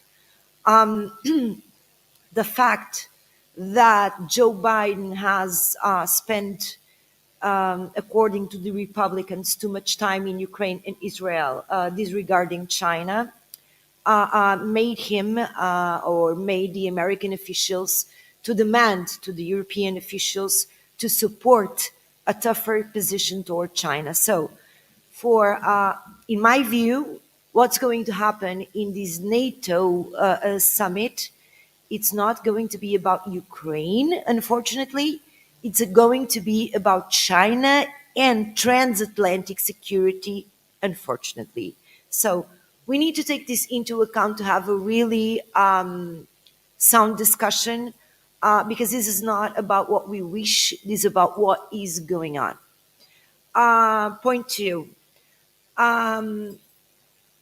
If we look at and now answering to Gaston directly, point two, if we look at the institutions, I mean the European Union and NATO as they are at this point, there is no possibility whatsoever to include Ukraine in the short term or even the midterm, let's put it this way. It's something that we look to happen along the way, and that is what usually is very frustrating for me, because something essential change, or a number of essential things change. Number one, as João said, the relationship of the United States and China, which undermines pretty much everything, and which is what allowed Russia to invade Ukraine, because there is a different distribution of power, and this is why the United States needs more toughness and rushness towards China. And Europe cannot opt out, because we cannot pick and choose what parts of the transatlantic alliance we want to have and what parts we do not want to have. Number two, Europe, from my perspective, is at war, is not going to eventually be at war if Russia beats Ukraine, is at war right now with Russia. It may be a direct war, it may be non-declared war, it may be not boots on the ground sort of war, but it's war anyway. The United States, during World War II, was at war with Germany and Japan since the moment it started to furnish pretty much everything that the British and the Soviet Union had to fight Germany and Japan. So, I mean, let's look at things the way they are. Europe is at war, and Europe is trying to deny the fact that it is at war. So, what is frustrating from my perspective is the fact that NATO and the EU are acting as they are at peace when they are not at peace. This is the major problem. I mean, you have a war going on, a 2.5 year war going on, and you're still looking at the institutions as they could cope with our problems when we were at peace. And it's simply not possible. I would only want to add a little thing. I think the rules-based order is already over. At the moment that Russia invaded Ukraine, the rules-based order was over. It was broken, and no one had enough power to put it together again. And this is not a path. It's something that you have to do or not do. So, whatever is going to happen after the Ukrainian war, whatever is going to be the security architecture of Europe and United States and the world after the war in Ukraine, is going to be something different. We might still call it rules-based order, which is basically a soft way of calling liberal international order, which is the name that we always use to characterize it, that Biden changed in order to push inside the West countries from outside the West who wanted to preserve the liberal international order, which didn't work very well, by the way. But this is another thing that we have to keep in mind. The rules-based order, it's over. Whatever is going to happen afterwards is something different that we don't know yet.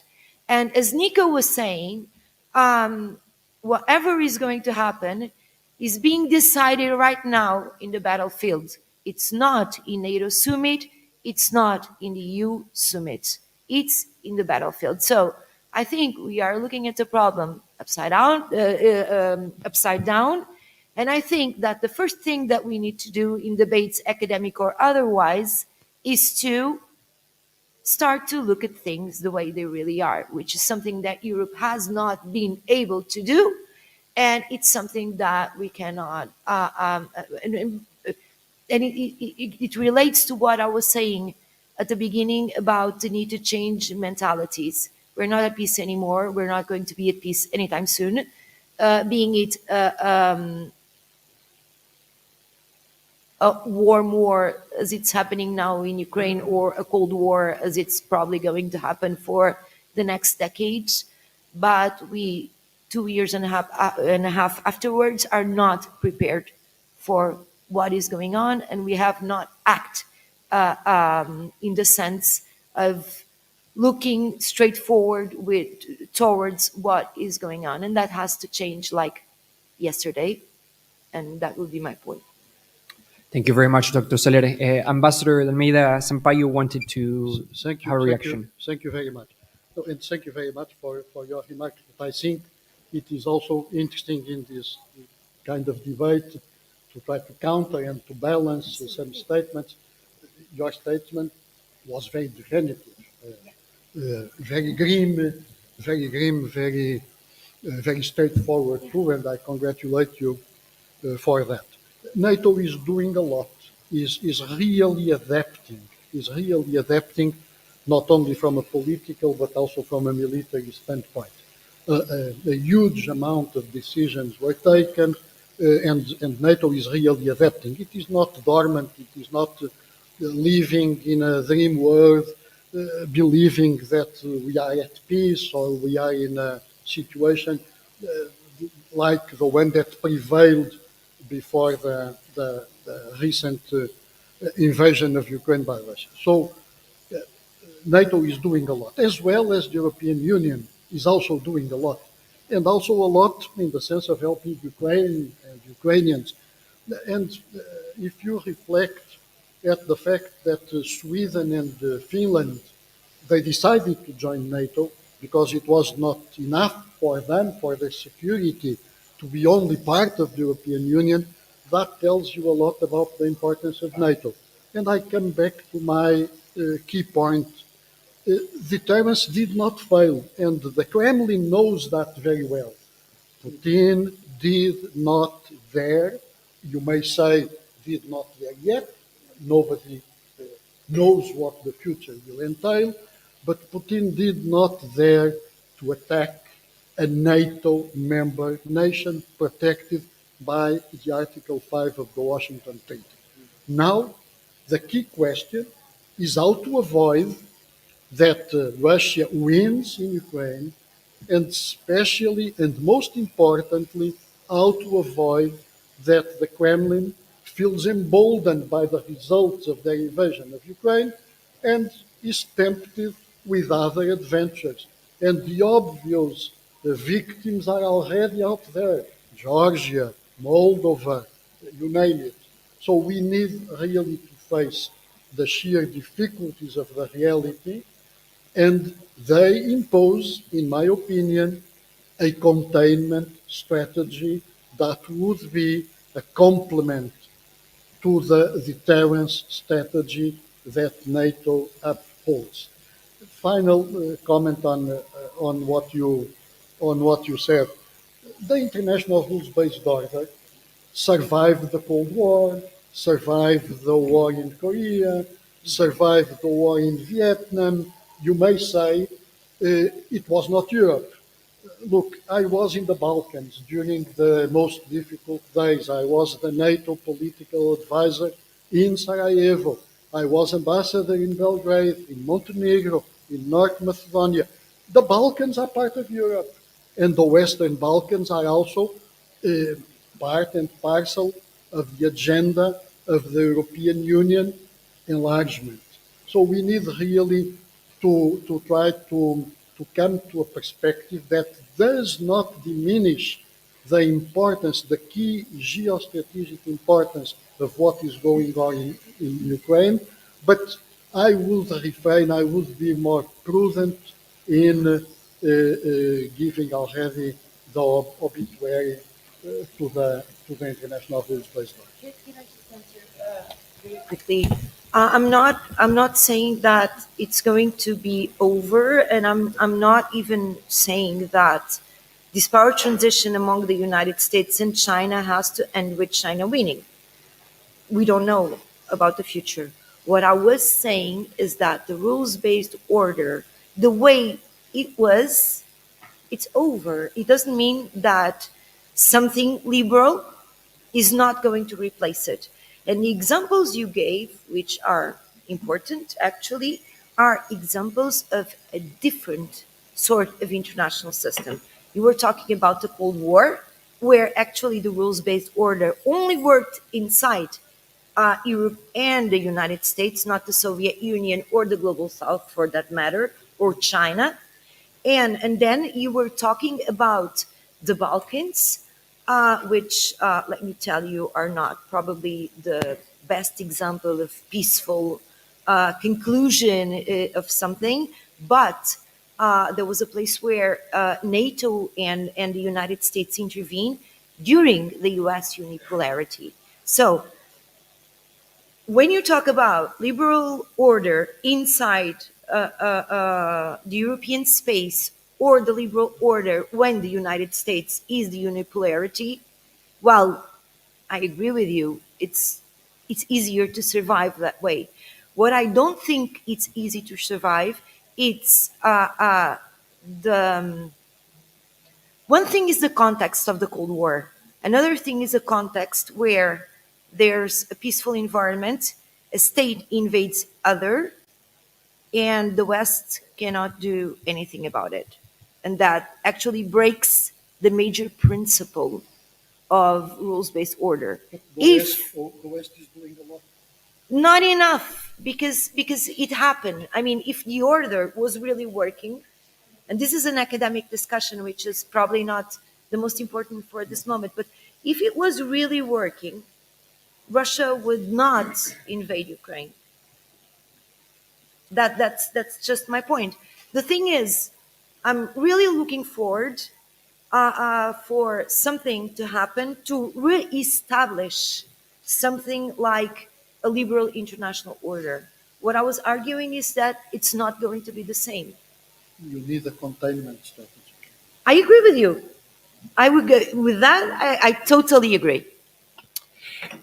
It's important that we also step back and realize that, oh, this conversation is fantastic and I love this, and everyone has a program in the sheet of papers that you have. And to remind you that the goal of today's discussion is to address all these issues that we're talking about right now, right? The strategic cohesion and resilience required to counter complex threats, the outcomes and future prospects of the NATO summit, and the security models of Ukraine's Euro-Atlantic integration. So as we talk about that, and we talk a little bit more about NATO, right, and the outcomes of the incoming summit that we have in Washington, D.C., I'm going to give the word to Ambassador Klimkin, who wanted to make a remark about this. And also I'm going to ask you, Ambassador, how do you think that the potential inclusion of Ukraine to NATO can change the defensive posture of this alliance? Gaston, you can already claim a success as a moderator and have a glass of wine this evening because it's becoming a real discussion. No, not kidding, really. Look, one point. The Americans keep saying, what would Jesus do? And it's something sacred, of course. But let's imagine, out of the box, in a couple of days, DC summit, and the decision is to invite Ukraine in, not to take in, but to invite in, and to say, and Nico was right on that, not that we support you as long as it's take, but we will do everything for Russia not to claim a success in this war. Basically, two messages. What would happen the day after? You know, I remember very well discussions in the first weeks of the war, talking about weapons with many of my friends, and including the German government been ready to send a couple of thousand helmets to Ukraine. And I keep following these so-called red lines kind of shifting. So it's an evolution. It's a very steady but extremely slow evolution, and it's evolution in the sense of security, but it's also evolution in the sense of minds. So I don't expect something real, and I'm not like Nico, a fan of this bridge concept. I recall all the conferences trying to depict Ukraine as a bridge between the West and Russia, and I kept saying it was all rubbish. Because as a bridge, you are in the most unsecure conditions ever. It's about critical infrastructure, and critical infrastructure is always under threat in this sense. So let's become part of the infrastructure, both in the sense of European Union and NATO.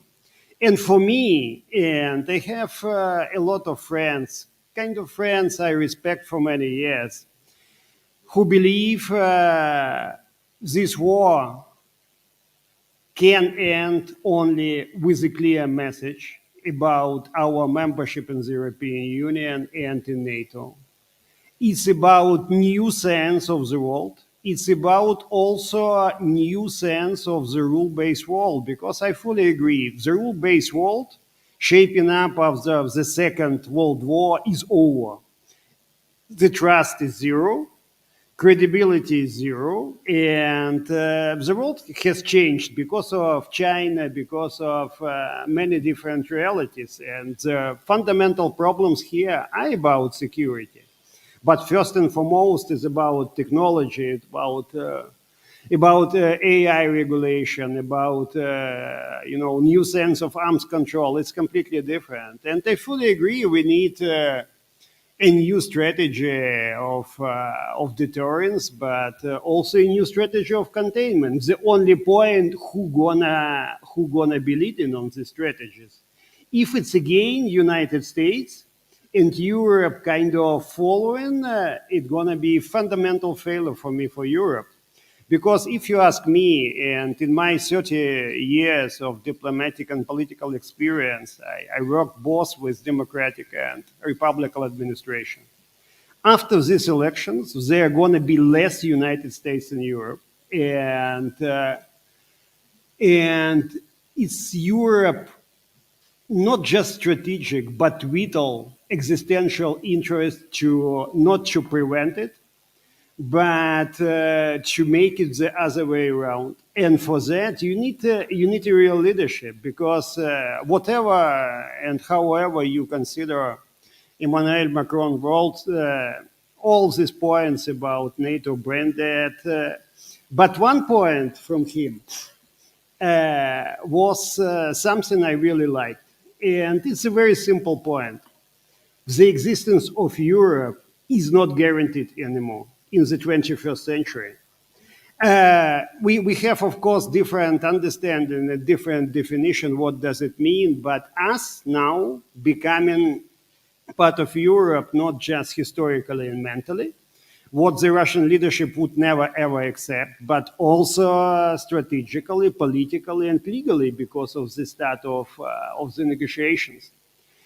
And to pull off these negotiations is a point of credibility for Europe in the world, because everybody understands it's about changing sense of European security order. It's about new sense of rules or no sets of rules. And the position of the West and Ukraine, part of the West, should be really to have credible new deterrence and containment strategies based off its strengths. And for that, we need European leadership. It's not going to work like before. Whether Europe is ready for that, it's a rhetoric point. But with Ukraine and with an incentive of Ukraine to understand that security is a value now and should be considered as a value, that security is not for free, and security is something we need not just to cherish in all kind of declaration, but security we need to care for. Because look at Finland, for example, with its light war economy now.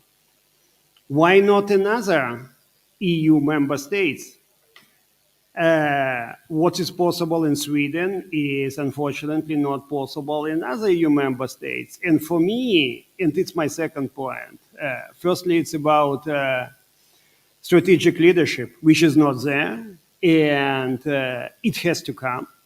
And secondly, it's about solidarity. There should be a new sense of solidarity, of what does it mean to be together and to go along whatever it takes. And it's again not there. So my point, use the case of Ukraine, and it's indeed about ourselves bearing all the suffering and casualties and everything, to change the way how security and strategic leadership is seen. And it's not for tomorrow, it's actually for yesterday.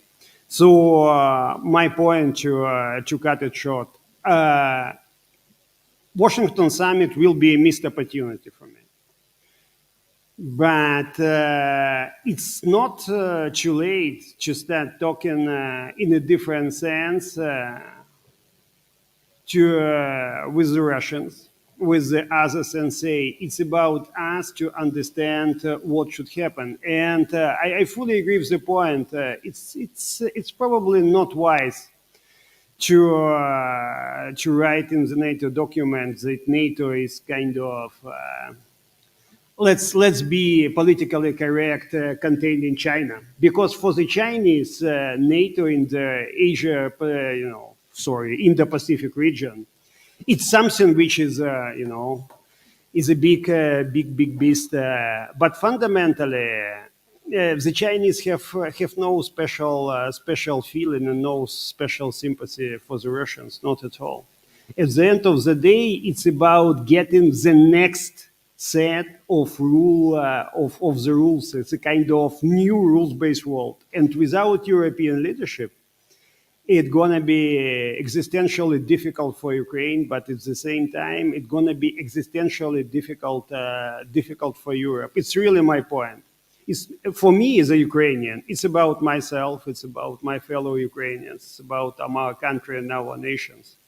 But I do believe that now it's the point that the stakes for the West is really about the way of life, new set of rules, and even its existence. So it's fundamentally misunderstood and misjudged, and there were a lot of misjudgment. What should happen is a kind of good analysis of all the failures done. It's not about blaming game, and saying you are in charge, you were in charge. But it's about good understanding who actually did what and who did not. So it's an important analysis. But at the end of the day, it's never too late. And after missed opportunities, there should be real ones. And again, Ukraine is an incentive to understand what kind of West and what kind of Europe we need in the 21st century. It's either a missed opportunity or you take it up. And there could be the case that it's just the sole opportunity in the current reality.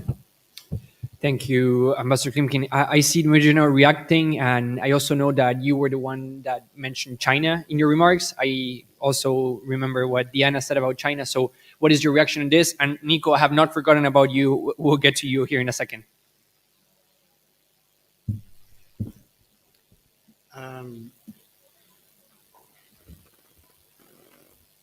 I remember the words of David Peteus about deterrence. I'm sorry, it's very important to return to deterrence. Deterrence, it's not only to have nuclear weapons. Deterrence is to support our allies like Ukraine. It's very important to say that. And to support is to defend our values, our principles, the international law. We cannot accept that speech is finished now. For people from history, of course, we know that we have different points along the history, as the ambassador said. And we must continue to defend that values, to that principles, And I think the NATO will be important next week to press the Russia. Besides that situation of China, of course, it's important for the United States. When I was with the deputies in Spain before Madrid, most parts is not don't support the position of the United States about that two paragraphs. Of course, like me, I don't accept that. I think was a mistake. I said, but the world, we know the importance of China. But for me, as a diplomatic military officer, I think is the time to negotiate with China. They think different way than us. We know it's not only Sun Tzu there. They think different way. It's important to negotiate, and it's very, very important. Like our Minister of Foreign Affairs said after the meeting in Switzerland, it's important to have a different speech to the South. The speech based on the problems of that countries, like the food, the energy, and not with history. They don't mind about Portugal or Ukraine. They are interested in the problems they live daily. And that speech, it's very important to adapt. And it's not traditional in United States politics change that speech. And it's very important, the support of European Union to transform that speech. Russia and China, they know very well what they intend to receive from them, not only money, of course. And they conquest in the last 2 years, 3 years, Africa, South America, and it's very important for Ukraine, like Zelensky said and made, not said, to have that countries together for the next, I don't know, months or next years, when we will have the political decision, of course. The military decision, everybody talk about that. Russia is gaining the war. No. Russia gaining 25%. Ukraine gaining 75%. We can understand the war in a different way. But all over the countries lost in terms of military situation of the world. We must work the peace, but work the peace with China, work the peace with the South, with a different speech, with a different language. It is very, very important. And our Minister of Foreign Affairs, who work with I think the food security in the summit, understand that very well. And the speech is very important to read again. Thank you. Thank you very much, Major General. Nico, you have 1 minute. Yes. What I was saying about the liberal international order, I don't like to call it the rules-based order, is not that is not going to resurface in another sort of way. I mean, we've seen that throughout history. World War II, everything changed. Cold War, everything changed. End of the Cold War, everything changed. The rules itself have changed at every one of these points. What I was saying is that whatever was left from World War II, world order refurnished at the 1990s, was broken when Russia invaded Ukraine, because the most important goal of that order was to keep democracy safe and was to keep the world peaceful. That did not happen.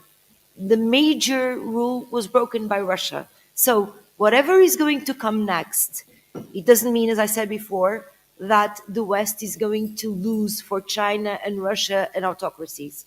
Whatever is going to come next is not what we had before. So it's useless from my point of view to get too attached to something that is already over.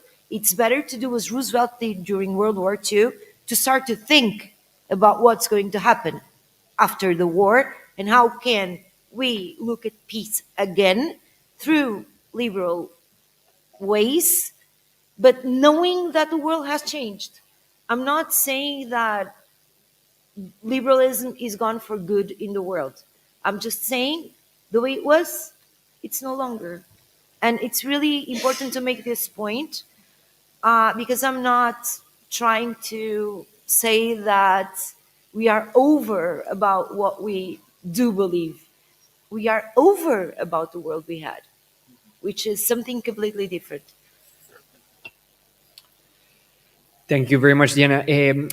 Nico is probably having some connection issues, but Nico, in his remarks, mentioned that this is a threat not only to Ukraine, but to European order, right? He mentioned the fact that before Ukraine can join the European Union, Ukraine has to join NATO, right?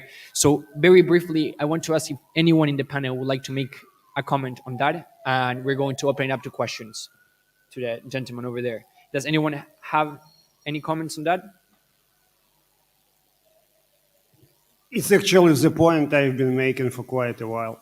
There could be no European integration without Euro-Atlantic integration. It's just double-edged.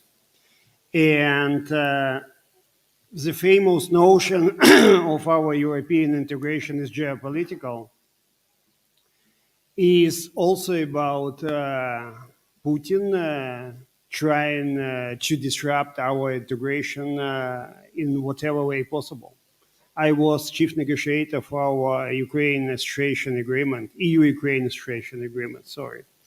And I remember very well how it all started. I remember very well 2013 and Euromaidan afterwards.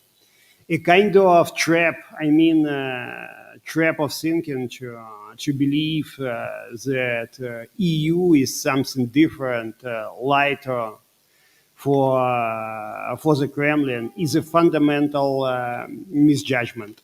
So anything in the sense of Ukraine not staying part of the anti-Russia reality, like I said, is already a strategic defeat. So, of course, it's about battlefield.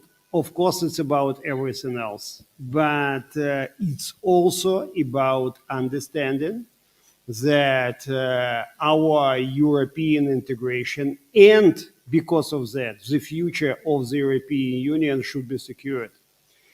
Whenever we start discussing the idea that we can try to push pre-accession talks, but to play with NATO and to have a wait-and-see approach is, for me, fundamentally wrong.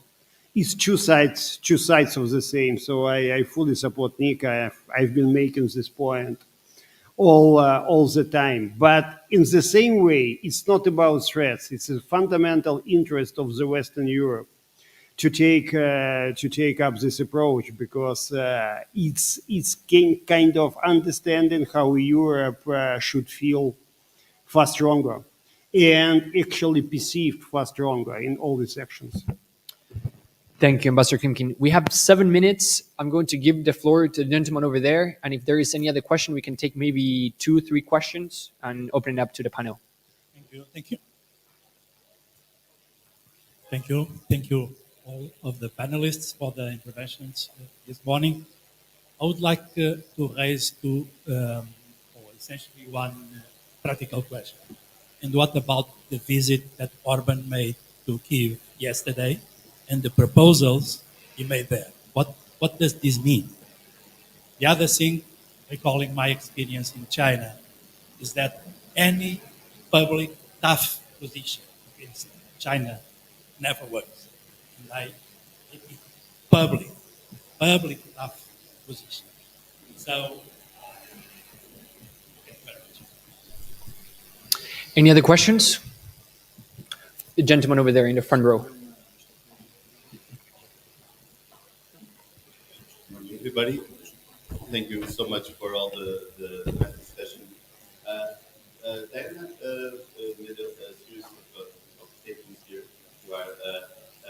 that remind me of the 7 stages of grief. So first we are in shock, then we are in denial, then we are in anger, then we are in depression, then we are testing, and then we reach acceptance. So the first question is, when will we accept? When we, as European Union countries, accept that we need to move forward into a new reality, if we want to reimpose the international based rules order that we so cherished and brought us so much peace and prosperity for these many years. And the second is, because in my view, and as a cybersecurity expert, time is always of the essence. So when you get a cyber attack, you have 5 seconds to respond. So and let's have automatic systems, you don't respond in time if you get ransomware. So time is always very important. So when we are going to reach this new conclusion that we need to move forward into new reality, and how does that match with how much time Ukraine has? Because we know for sure that since the Second World War, part of the Russian military doctrine and the military approach to conflicts is to trade blood for land. And that's why since the Second World War, they built more than 347,000 mortars, because they knew they would always be able to have no troops. And that was the strategic, one of the strategic flaws and vulnerabilities that the Axis powers had. So how much time can we give Ukraine when Ukraine is also suffering lots of losses in the battlefield? That's Thank you very much. So we have 3 questions basically on the floor. One, it's the visit, the implications of the visit to Kiev of Orban. 2, China's public thought stance. And third, the 7 stages of grief and how can Europe move forward towards this new world order. Yes, Ambassador, the floor is yours. Thank you very much. On the visit of Viktor Orban, it does not speak on behalf of the entire European Union. It does not speak on behalf of Portugal. For sure, it does not speak on my own behalf. So you went there claiming that you was there on his capacity of the President of the Council of the European Union, which is a very different thing than the President of the European Council.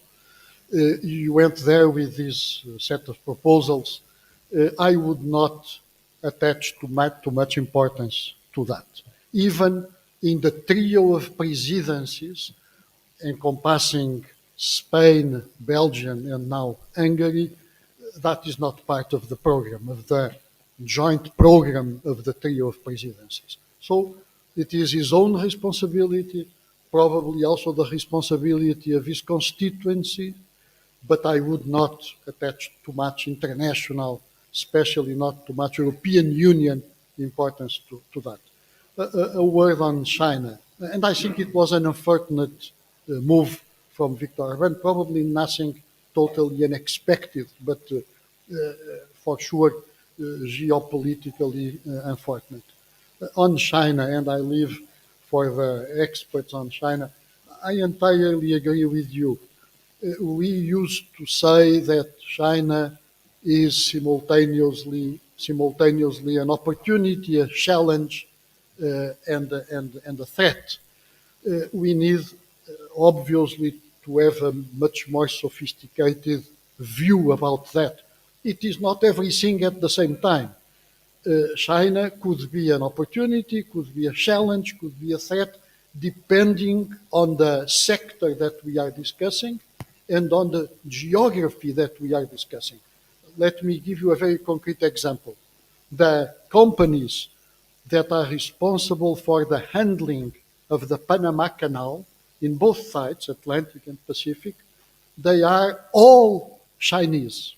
there is not one single company that handles the Panama Canal that is not Chinese. So we could define very well in the context of this triad opportunity, challenge, threat, what that really represents.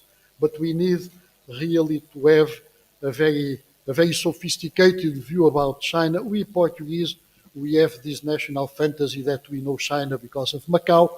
We spent 5 centuries there. I don't know if that really entitles us with a fresh view, more comprehensive, more intelligent about China. What I know is that China is the main preoccupation of the United States, not only for the second half of the 21st century, but already now China is the main concern, geostrategic concern of the United States of America. Ambassador Klimkin, and then Major General. Well, Viktor Orban wants to become a leader of conservative Europe and a full-scale partner for the Chinese, for the new US administration, which he believes should be Trump administration, and for Putin. He believes he is the only one in Europe being able and capable to talk to everyone. So he's a kind of the mediator. Whether it's a reality, I have my doubts.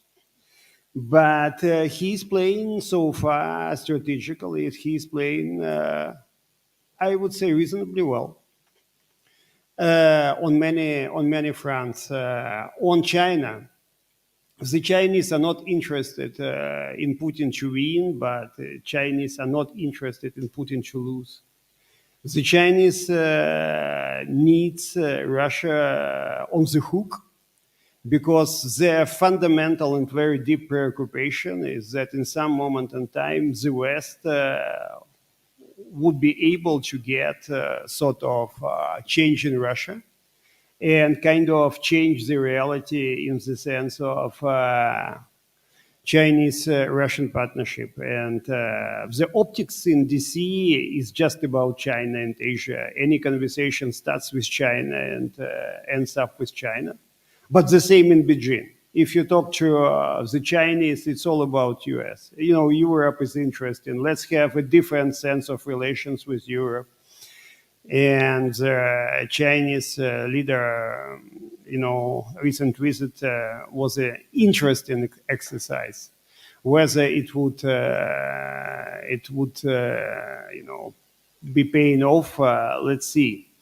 In the sense of politics, and when Europe comes to this understanding, as a politician, as a researcher, I can have a kind of lecture here, but as a politician, I'm afraid to say that politics goes from crisis to crisis. So Europe needs another crisis to understand and to go, It's what I have to say. What's my feeling? Our war was a fundamental shock to many. It was a crisis.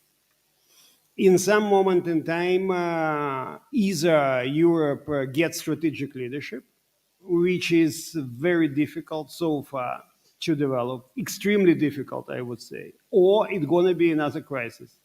And I would bet on another crisis. Sorry for saying it. Major General. About China, I must say to the ambassador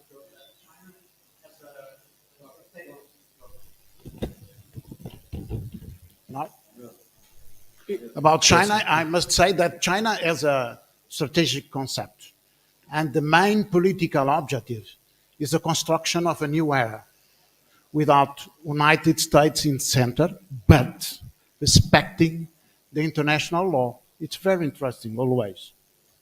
When I talk about China in strategy, it's very important to understand. I was in China for some time. It's very important to understand the Chinese and to understand for us as a military officer is to act in not only study. And the action in a conflict, it's to, in first, is gain the strategy of the enemy. Secondly, is to gain the supporters of the enemy. That's why I talk about a different treatment to China. Besides, we know all the data. We know in different areas, in different regions. I agree totally with the ambassador. Second, the problem cyber, the problem of drones, the problems of war industry, the problem of defense industry in Europe, war industry in Russia, the problems of support. It's very important to know for us in the Historic Commission that is the first war that one part it's forbidden to use some weapons. It's complete. And sometimes they are authorized to use that HIMARS or that F-16. Sometimes we will see. It's impossible to win a war with that rules, with that red lines imposed by the enemy. We must change that. We are changing that. That's why I talk about the hope I have. We have different type of deterrence next week, after next week. We must change that in the field. We must change that. Besides the support the Ukraine has from the West, they invest in research. That's always like that during the wars, especially wars from 2 years or 3 years. And they made a big effort. It's not only resistance, it's not only resilience, it's work ahead and integrated all that. It's very difficult. Integrated all that in the field, in the front line. But will be very difficult gain in the traditional terms, gain the war in the traditional terms, besides the support of the West. It's important to have that in mind, in consideration in the negotiations. The difference is, as you know, it's not only in terms of personnel, it's not only in terms of weapons, but we must work supporting and finishing that red lines because I think the difference in terms of technology, as you said, could gain the difference in terms of people and weapons in the field. Thank you. Thank you, Major General. Diana wants to make a comment. Okay, very fast, just to answer the questions about Orban. He was paying lip service to Russia and China. That's why he went to Ukraine, especially because he was winning. He started the rotative presidency, which gave him the perfect excuse to go and say, "I'm representing the European Union, but I'm on Russia and China side, so pay attention."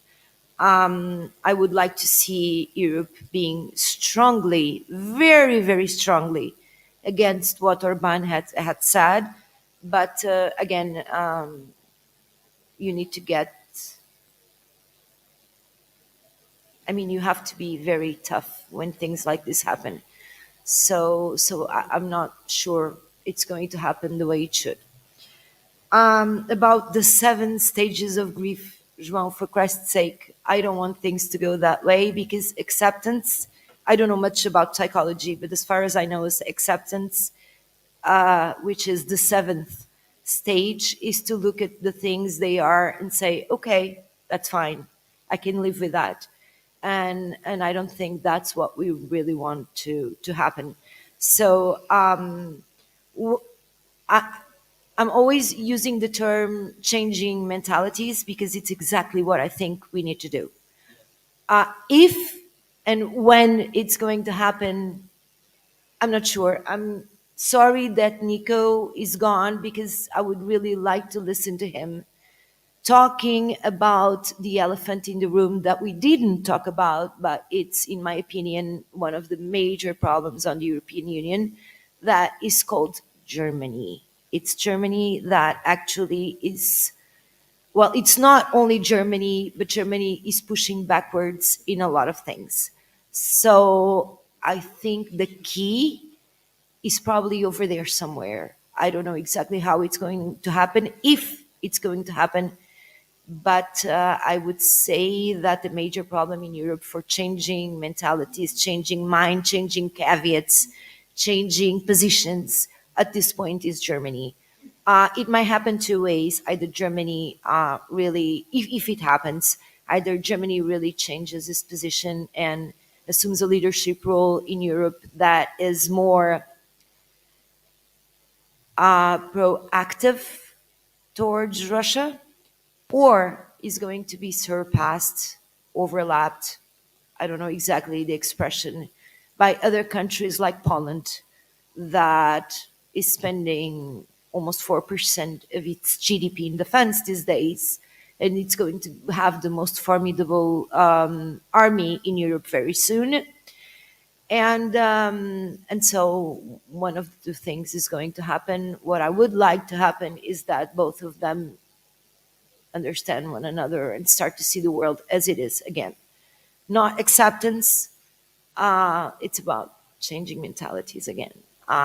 Some are more willing to do this than that. We should never forget that the European Union is a union of 27 states that think very differently and act very differently and have political and military cultures who are very different, and that makes everything more difficult. However, we should not stop saying, I think, that things have to change, because they do have to change. About China, I'm not a specialist, but I think two things.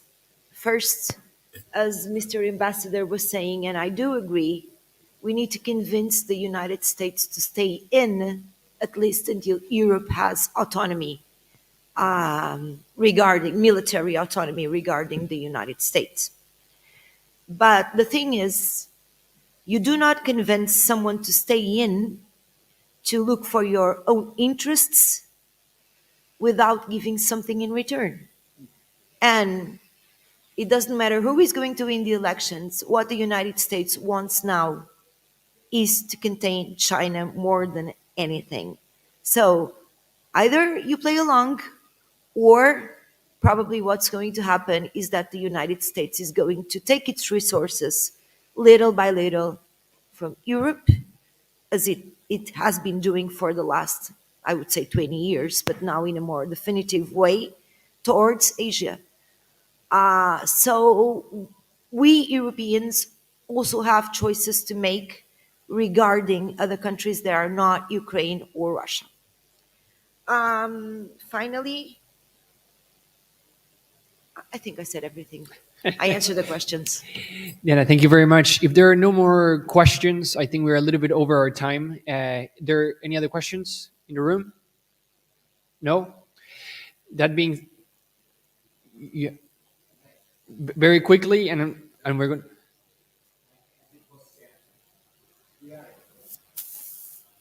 As it was said, we are already at war.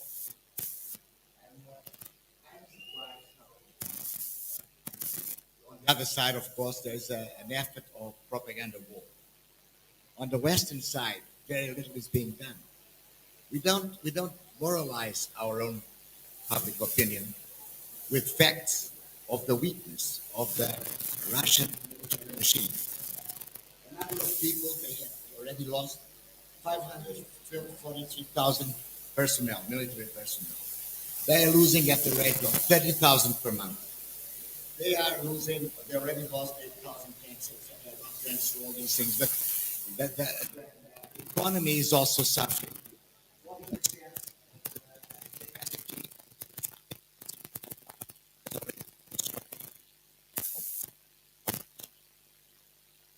Series of weak sides.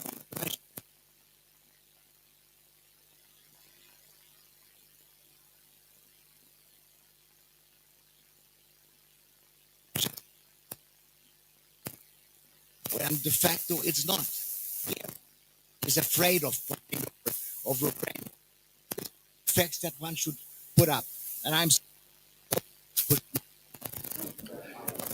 Thank you very much, sir. What I will encourage is, if we don't respond it now, there's refreshments in the back, and we can finalize this conversation in a more informal manner, if we all agree. If there's no quick remarks that want to be done. Yes, Ambassador. May we have a final 30-second...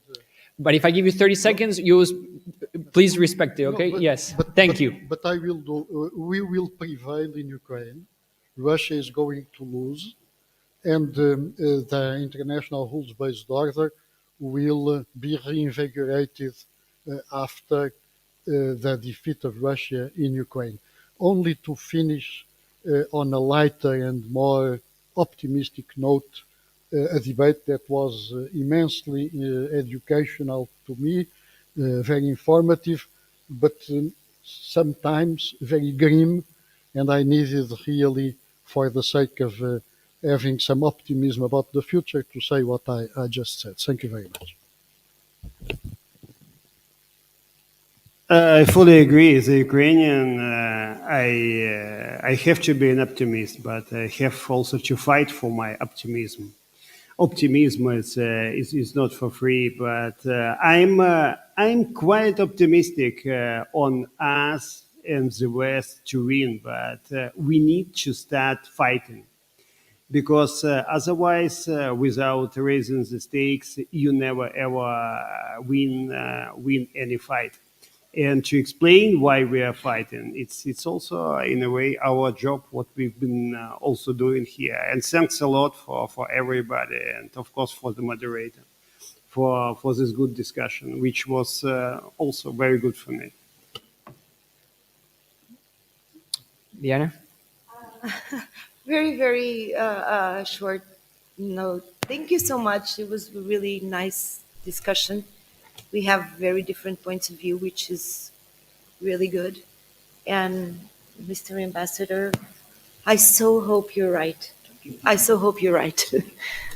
Me too, but I must say that Ukrainians are in the first line of democracy and liberty. It's very important. Thank you. And I must say, for Europe and for the West, it's important. Education, education, education. Thank you very much. Thank you very much.